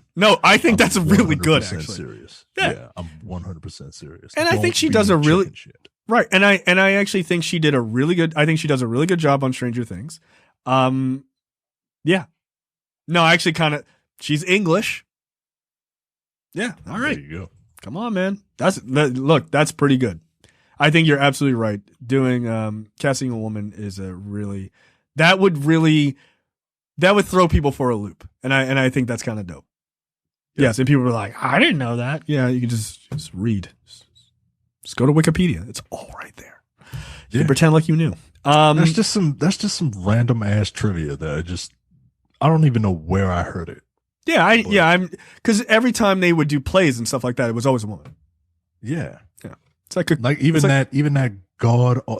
god awful Peter Pan live. They cast a woman to be Peter Pan. I'm pretty sure it was like, wasn't there a live action Peter Pan in like the 50s or whatever? Because it wasn't like Julie Andrews or some shit. I don't know. I think Julie Andrews, Peter Pan. Yeah. Julie Andrews played Peter Pan in 1976. Wow. Yeah. So, yeah, like, you should do it. That would be a dope tradition. It's like, I mean, let's get real. Peter Pan is super effeminate. Like, the character is. Like, he is. It's fine. Whatever. Oh, man. I would love to watch people's heads explode when they found that out. Yeah, like, that's part of why I want it too. Like, I want it to, for it to be, because it's tradition, right? It's tradition on stage. But I also want people to be fucking mad. Yeah. My childhood, this isn't the Peter Pan that I fantasized about growing up. Wait, what? Huh? How about this? In 2014? Oh, 2014, you were saying it was cast as a woman? Yeah, you know who that was? It was fucking Marnie. It was Allison Williamson. From Girls. Yep. That's it. Allison That's Williams. It. Yeah, she was Peter Pan. I remember that. I remember that stage play because I remember Captain Hook was this guy. Christopher Walken? Yes, he was Christopher Walken. That's pretty good. That's not bad. Oh, well, I thought you were gonna say it's what's the star of Girls? Adam Driver. No, Lena Dunham. Oh, Lena Dunham. Yeah, she should have been Captain Hook. No, shut up. She's a villain. Shut up. I hate her. Though you didn't hate anybody. No, I said I do hate people. I thought that over. I don't hate that one person. I hate Lena Dunham. She is awful. If we've learned anything, we've learned that the world is much better without Lena Dunham being everywhere. Yeah, no, that's not bad. I like that. Millie Bobby Brown for Peter Pan. Absolutely. That makes a lot of sense. Yeah, I do really want to see people get pissed. Yeah. Because I'm just going to be like, article. Like, this article on Vogue is like the long history of women playing male roles. Like, the first one is fucking Allison Williams playing Peter Pan. Yeah. Yeah, that's right. Fucking Julie Andrews. And they'll be like, that's an erasure of, like, relax. It really isn't. Last but certainly not least in movie and TV news, your boy Hugh Grant is in talks to rejoin Guy Ritchie for a new movie, a spy thriller. Better. the thriller was known as Five Eyes, but I don't know that they have an actual new title for it yet. So Grant would be joining Jason Statham, Aubrey Plaza, Josh Hartnett, and Carrie Elwes in this film that is described as it follows an MI6 guns and steel agent, Jason Statham, of course, who is recruited by a global intelligence agency to track down and stop the sale of a deadly new weapons technology that threatens to disrupt the world order. Reluctantly paired with a CIA high-tech expert, Fortune, I guess is his name, it sets off on a globe-trotting mission where he will have to use all of his charm, ingenuity, and stealth to track down and infiltrate billionaire arms broker. The movie is being shot in Qatar and Turkey. Yeah, okay. That sounds good to me. So this doesn't sound like a good movie, but it sounds like a B-tier Guy Ritchie movie. Yeah, it's not a gangster movie. Yeah, but I'm still fine with it because Guy Ritchie is one of those directors that I will give a shot to no matter what. That is correct. One of my favorite movies of all time, like one of my top 5 movies, is Snatch. I really like that movie. Oh, I thought you were going to say his King Arthur movie, which would have been a weird option. Yeah, I gave that one a chance. Not good. No. It's one of the worst movies I've ever seen. His movies are awesome. I'll always give him a shot. So, bring on Five Guys, Burgers and Fries. It was called Five Eyes, but sure. Five Eyes, Burgers and Fries, which is not a good burger joint. You don't like Five Guys? No, I'm not a fan. I think it's very overrated. Oh, it's definitely overrated. Yeah, I think it's very overrated by a bunch of mid-Atlantic East Coasters that have never been anywhere else. Yeah, people love to. Oh, it's better than In-N-Out. Disagree. No, it's not. It's not even better than Jack in the Box, nigga. Get out of here. It's not. And Jack in the Box is just a fucking trashy Midwestern, southern McDonald's. Knockoff McDonald's. Is it better than Fat Burger? I don't know. I've never been to Fat Burger. I have been to Fat Burger. Five Guys is not better than Fat Burger. Oh, we're getting ready to start a fight in the comments. Go ahead. What is the best fast food burger place?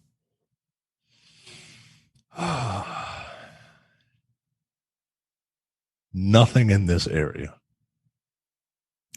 There used to be a Fat Burger in Columbia. That was it. You think Fat Burger is better than In-N-Out? Fat Burger is. I don't think Fat Burger is better than In-N-Out, but Fat Burger is very, very good. I've heard it's just they're like heart attack burgers, yo. Like I don't want to have a heart attack. Yeah, like that place in Vegas, like where it's like a hospital. Like everything is like a hospital, and you come in and you have like fucking like cardiac arrest. Like if you eat this triple burger and die, and they bring you back, you get like a free burger the next time. I'm like, nigga, that is not worth it. I would venture to say, yeah, it's called Heart Attack Burger in Vegas. Shut up. Oh yeah, they have something called a Heart Attack Grill. If you're over 350 pounds, you eat for free.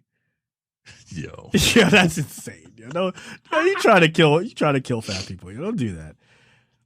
Yeah. They have the octuple bypass burger.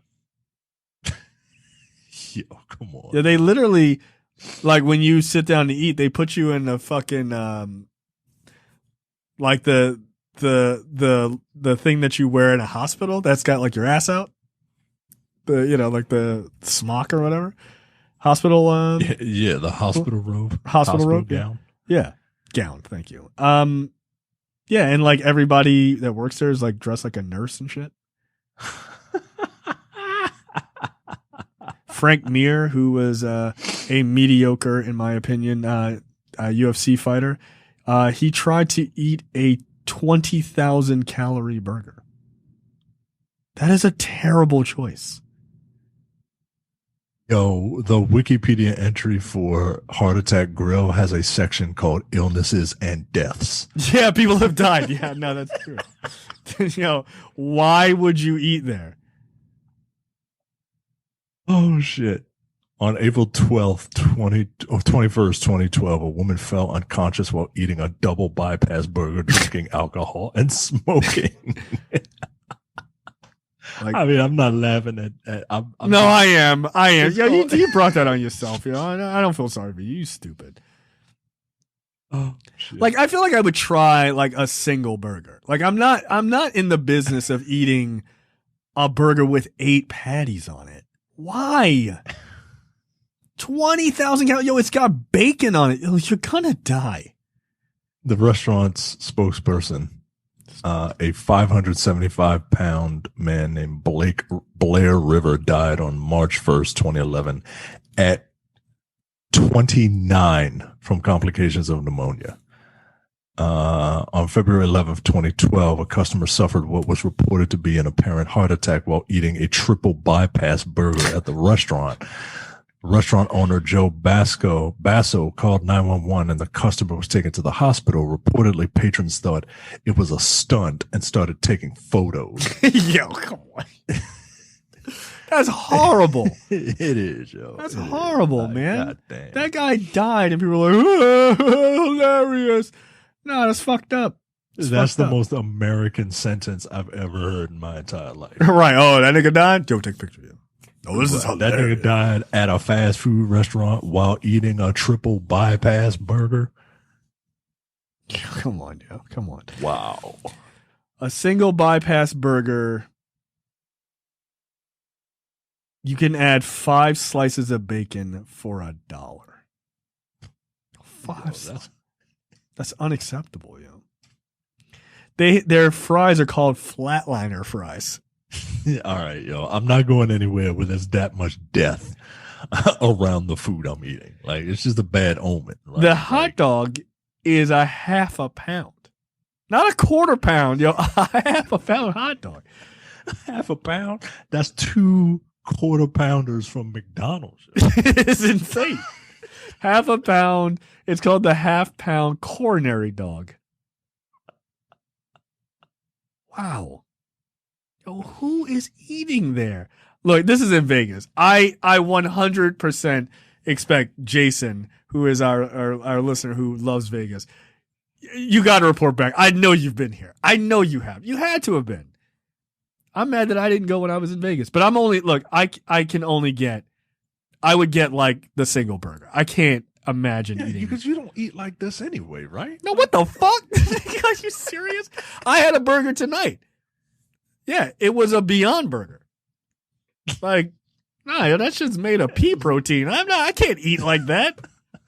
I'm 40 years old, yo. I will die. We're sitting right there. And I don't work out like I used to. Get the fuck out of here. Nigga, a triple bypass burger, that's 3 patties, yo. And these are like quarter pound patties.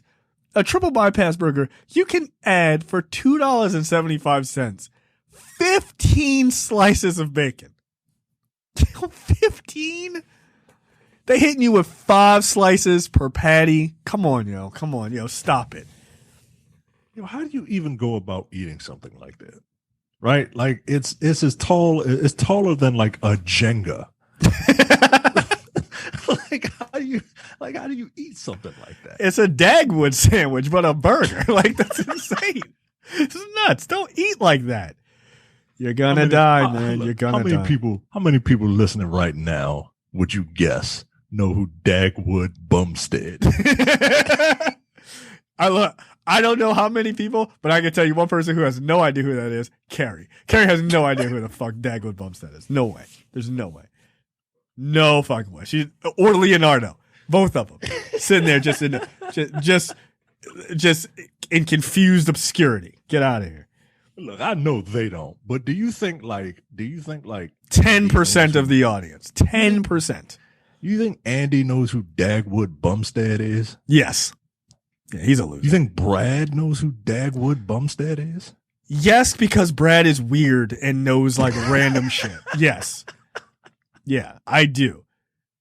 Demetrius doesn't know who Dagwood Bumstead is. No, Demetrius doesn't know who the fuck Dagwood Bumstead is. But I'm look him up real quick and then be like, oh, of course I know who Dagwood Bumstead is. I'm eating one of those sandwiches. Get out of here. You're lying. You're lying. You're a liar. I would like to propose a challenge. I challenge Demetrius because he is a bodybuilder and he eats a ton of food. I challenge him to eat an octuple bypass burger with 40 slices of bacon. If you're a real man, you could do it.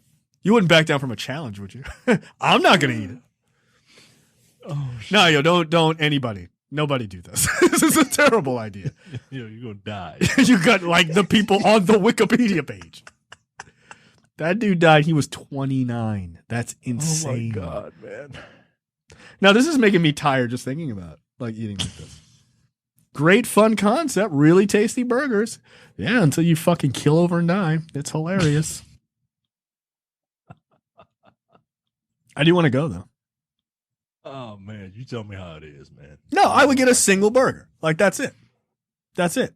And then you ever been to Vegas? You got to walk everywhere. Just walk it off, dude. Just walk it off. These niggas are getting fucking milkshakes along with it. What are you, insane? Milkshakes with Crown Royal and Jim Beam? Come on, man. You're gonna die, yo. You're gonna die. Also, you can't make bacon that cheap. You can't add 40 slices of bacon for less than $8. Like the price of entry needs to be higher so people don't make mistakes. But I guess if you're eating eight patties, like I mean, if you're eating 8 patties, like if you're eating something that has the word octuple in it, right? I mean, like like who cares? In for a penny, in for a pound, literally several of them. God damn, you're gonna die. Don't do that. It's gross. All right. What the fuck? Brought to you by JTD. Take it away. Yeah, a teen gets jail time for getting too romantic with a rented girlfriend. So a university student learned the hard way after getting a bit too close to a girlfriend he had rented by the hour and getting sentenced to jail for it. In July of 2019, the boy, identified as redacted, paid 7,200 real money bucks, which is about $260 in real people currency, to rent a girlfriend for 3 hours. The company called Love Acting Extra. Yeah, no kidding. Truth in advertising. The service has very specific rules about dating, about detailing what the client was allowed to do with his rented person, but also what was forbidden. Unfortunately for Redacted, he got carried away and paid a steep price for it. Where is Redacted from?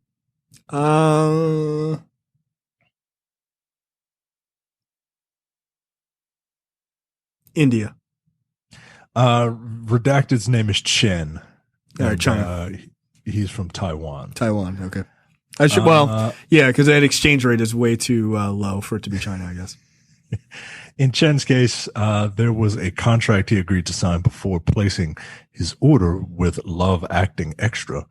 It mentioned that the client was allowed to hold the hand of the rented woman, the rented human being. Yeah, it's a prostitute. Yeah, I got it. Stroked her hair and even hugged her, but also placed specific boundaries. He was not allowed to try and kiss his girlfriend or touch her in any way. For how much? Considered inappropriate. For $260. Nah, you wildin'. $261. I get the beat. Get out of here. $261? Nah, these prices are ridiculous. No. August 2nd, Chen and his rented girlfriend met at Taipei main station for their scheduled 3-hour date. Everything started out smoothly. Whoa. So in Taiwan, when you get a prostitute, you're paying for an actual date. You're not paying for like a date. You're not. No, you should like the American rules, like an escort, right? Where they escort you to dinner and then they escort your penis into them. Like, that's what you're paying for. You're not paying for the date. Get out of here. $261 to hold her hand? Nah, yo. No, to hold her hand. And give her a hug. Don't forget giving her a hug. You can give her a hug. You're going to feel a little poke coming through on you. Like, yo, $261? No, come on, man. Everything started out Those are smoothly. terrible hooker prices. Everything started out smoothly. The two dined at a fast food restaurant and then went for a stroll in a park. Did they go to the Heart Attack Grill? Like, they went to a fast food restaurant? It was here where things started to go south. Chen started talking weird, at one point telling the girl, quote, "I will kidnap you," and making inappropriate remarks. What? Then he started touching her. According to the girl's testimony, her client touched her inner thighs, unbuttoned her shirt to look at her chest, and touched her backside, knowing full well all of these things were forbidden. According to the contract that he signed, she was so scared that he was going to harm her, but there was no one around to call for help, so she had no choice but to endure. Luckily, when the 3 hours were up, Chen respected the contract and let her go. Only the rented girlfriend went straight to the nearest police station and reported him. He was immediately arrested and confessed, even writing a letter of apology to the rented girlfriend. But that was not enough to save him from jail time. Jail time? A judge ruled in this case, considered Chen's behavior reprehensible, but also took into consideration his repenting attitude. And the fact that he had no prior convictions. So he found him guilty of compulsory indecency, sentencing him to 6 months in jail and ordering him to pay a fine that is the equivalent of $6,420. Nigga, according to the New York Times in 2014, a study finds that the pricing was consistent across the entire United States, with $150 an hour, the common going rate for prostitution. $150. You get the whole more than a hand, dog. Come on, man. This dude ended up spending $6,200. No. I feel like these prices are untenable in Taiwan. That's insane. That's insane. It's closer to $6,700 because he had to rent the woman for 3 hours to not do nothing. According to an article on AsianMoneyGuide.com, how much is the price of prostitution around the world? Apparently, as low. Okay, this is getting sad. Apparently, as low as 60 cents or as high as $1,600 per session. The global sex industry makes $186 billion a year. Even in countries where prostitution is illegal, the industry continues to flourish. Yeah, because people like to have sex. No kidding. Wow, 60 cents. That can't be good. Yo, what? You just giving it away? You know what? I'm not. Would you pay for a prostitute? I would not. I have two working hands. I don't need to pay for what if you were like super lonely? If I'm super lonely, then like for years, Micah, years. Nah, yo, I can't imagine. I know a guy who did. I know a guy who went to a prostitute. I know a guy who went to the bunny ranch. Nah, yo, you wildin', yo. Like $2,500. I've seen that show. $2,500. Nah. Yeah, he went to the bunny ranch. I was like, all right, hey man, if you got it like that, Wasn't that 5-stage clinger? Yes, it was. Was that guy a virgin at the time? I have no idea. That's a wild thing to pay for, dude.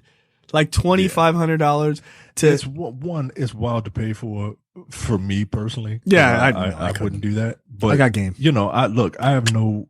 If you want to pay for it, if you got the money, and I think it should be legal.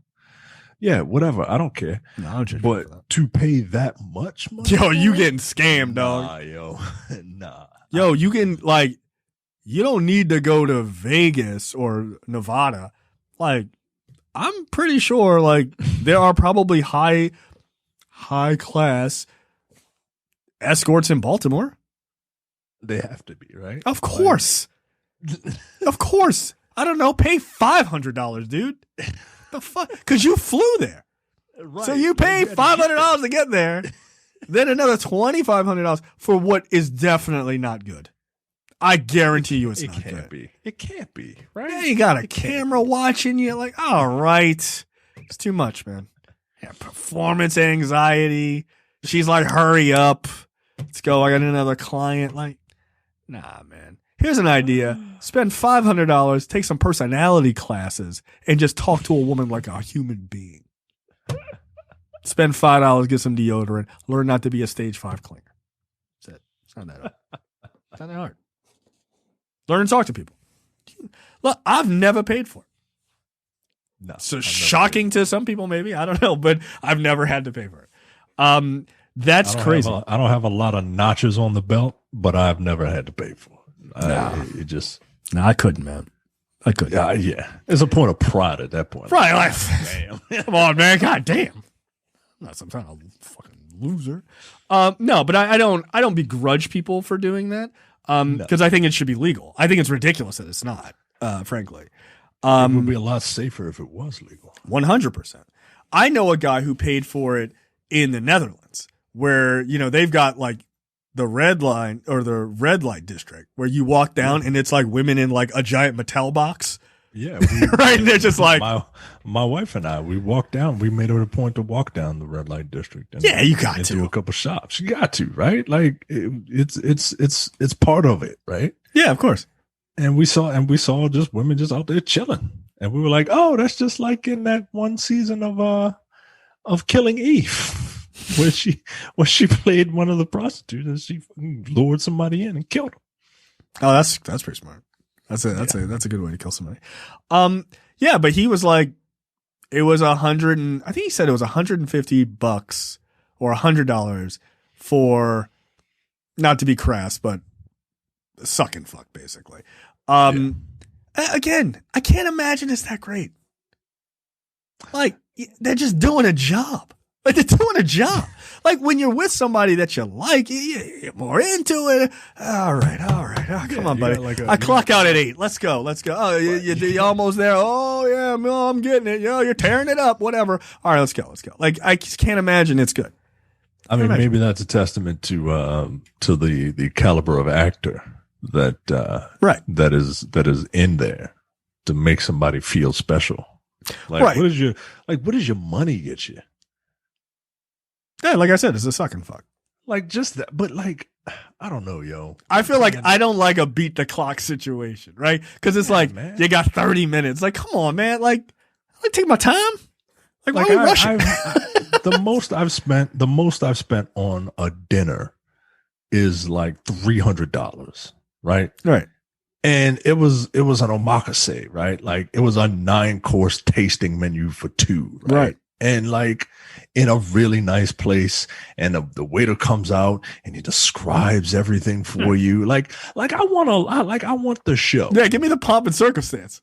Right. If I'm spending this much money, I need you to play pomp and circumstance while it's going. If I'm giving you that kind of money, I don't want you to just plop some dead fish on a plate. You know what I'm saying? I agree, so to speak.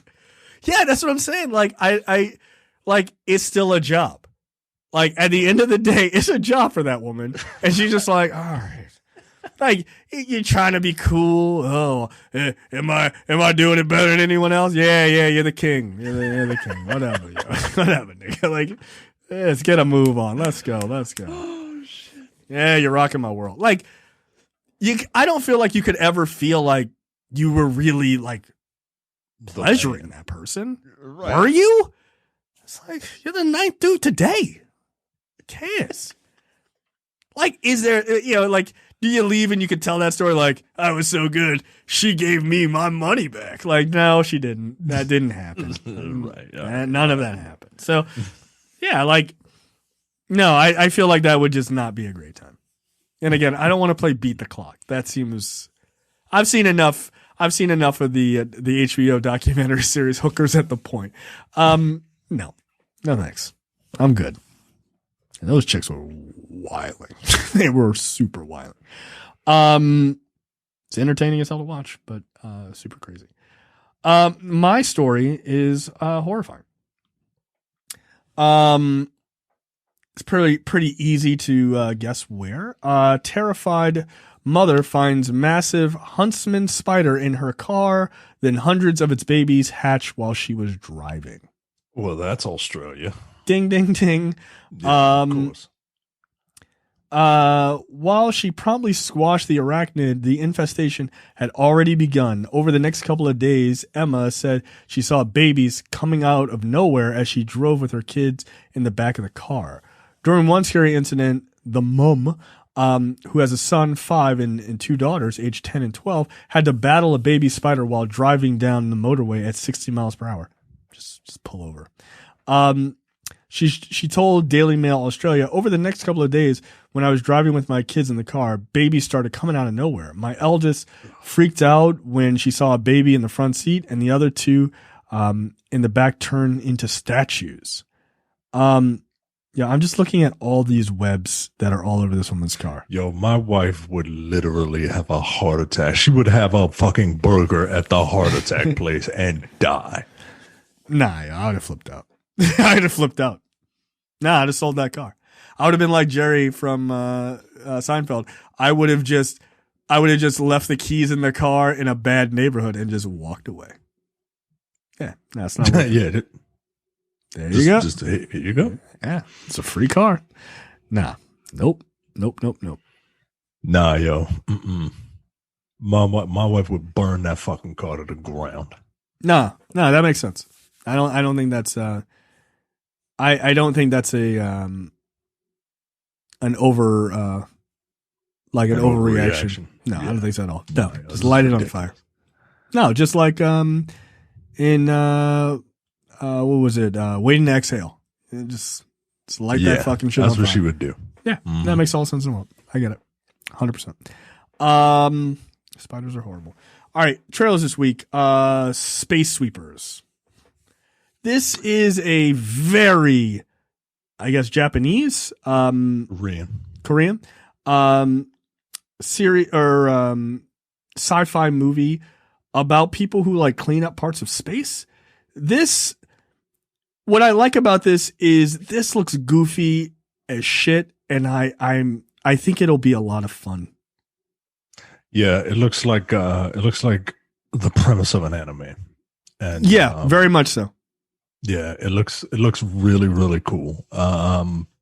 Fun. You use the right word. It looks fun. And I will definitely watch this. Yeah, absolutely. But it just looks like wacky. And I like that. Like, I like that like a bunch of space janitors cleaning up space junk. They find a robot that looks like a human child. And now everybody wants that robot, and they have it. And now they got to figure out what to do. By the way, it looks fun. I don't want to hear anybody talk about Cowboy Bebop can't work. Yeah, that's immediately the vibe that I got. Right, yeah. The just of it being a bunch of misfits in space, and yeah. No, this looks like a ton of fun. I'm here for it, and it releases like February, like 5th or something like that. Yeah, it's like pretty early February. The answer to that is February 5th.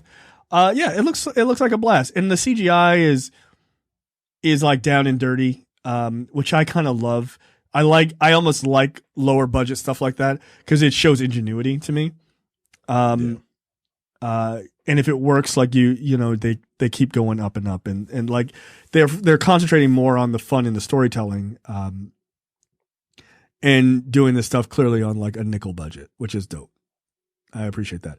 Like, there's not enough mainstream Asian sci-fi like this, like live action for me, because I think they have really invented, like East Asian stuff.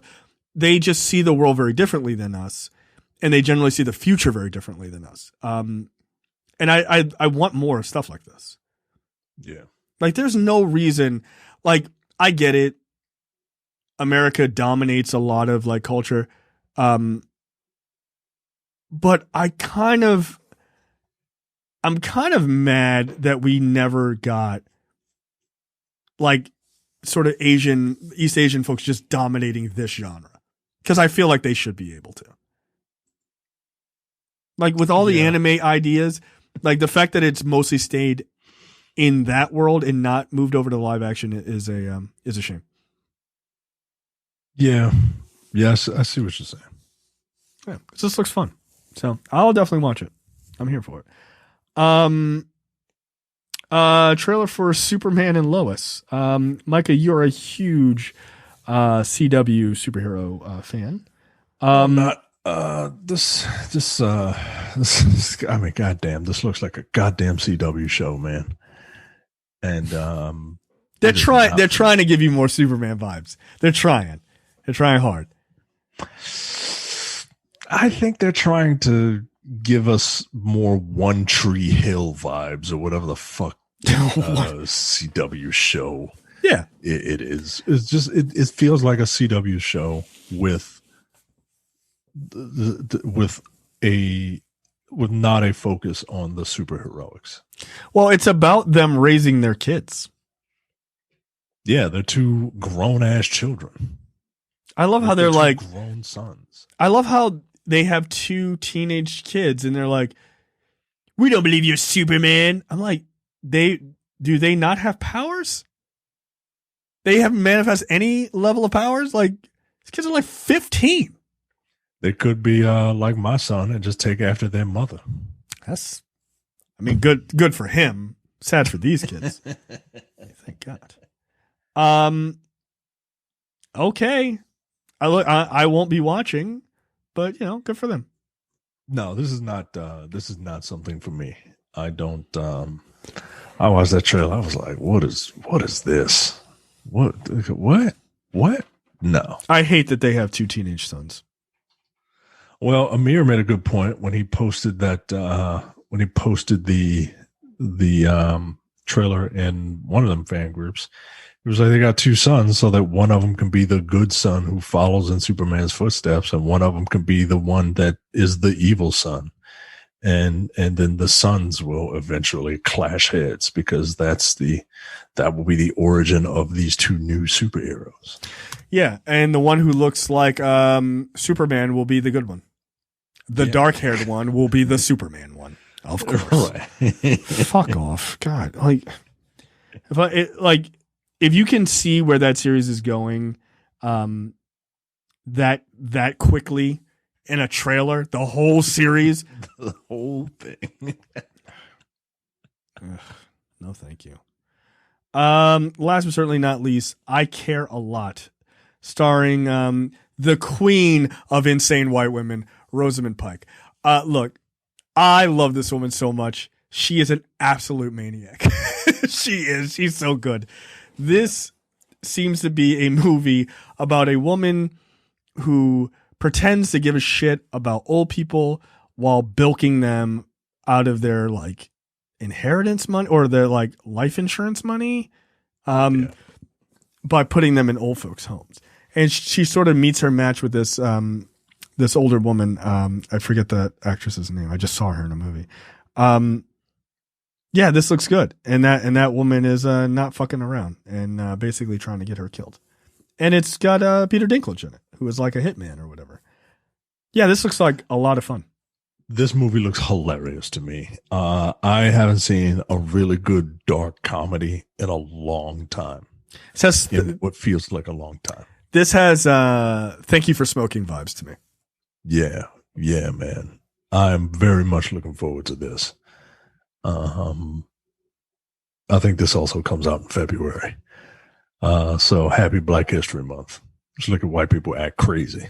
Yeah, no, I'm here for that. While we blacks sit on our high horses now that we have a woman of color, a heartbeat away from a heart attack burger away from the presidency. It's true. One thing I will say, Rosamund Pike is wearing sunglasses that I wanted, and I have wanted for years. Which pisses me off. I tried to buy those at Warby Parker, and they were out. So you're into the ladies' frames? No, Chris Evans had them at a premiere of one of the Captain America movies, and I was like, those look fucking dope, and I want them. And she has the ladies frames. Yeah, well, if Chris Evans can wear them, then I'll wear ladies' frames then. He's a real man. Those are dope, man. The fucking clear frames with the like the dark green tinted shades, they look fucking awesome. I got to get them before summer. The Gloria Vanderbilt collection. I'll be smoking my Virginia Slims while wearing them. We do a Seinfeld podcast, guys. Yeah, we do. Gloria Vanderbilt. Oh shit. Yeah, this looks really good. This looks great. Yeah, man, this looks really good. Yeah, I'm here for it, man. Like again, Netflix is continuing to crush it. This is February 19th, so it ain't far. A movie a week. Oh, well, what's today's date? 21st. Next week, The Little Things with Denzel Washington hits HBO Max. Oh, all right. Can't wait, man. I gotta watch that bullshit ass Anthony Mackie movie. Get that out of the way, so I can go watch a real movie. No, I do want to see the reviews are not good. Yeah, I've heard that like it's not even worth watching. God. Like that's a bad movie. I'm like, oh, come on, don't tell me that. Yep, that's what I heard. That's yeah. Somebody said, what is it called? Outside the Wire. They were like, it doesn't even get outside the box. I'm like, God damn, take it easy. But yeah, the Little Things with Denzel Washington, Rami Malek, and Jared Leto in a fucking movie about adults. I miss them. Yeah, that drops the 29th. 8 days. Can't wait. I'm watching the shit out of that. I'll have to watch that without my wife because she will have nightmares because she is a coward. I will have to watch it with my wife because if I don't, I will have to hear about it. Nah, this is a neo-noir psychological crime thriller. Nah, she's not watching that. Nope. Oh, and it takes place in the 90s. Cool. All right. Second greatest decade of all time. All right. That's it for us. We will see you guys next week with another episode. See you. Bye. You're watching the Nerdpocalypse YouTube channel. Make sure you click that button to subscribe and check out our weekly podcast where we talk about movie, TV, news, tech, and weird stories from around the internet.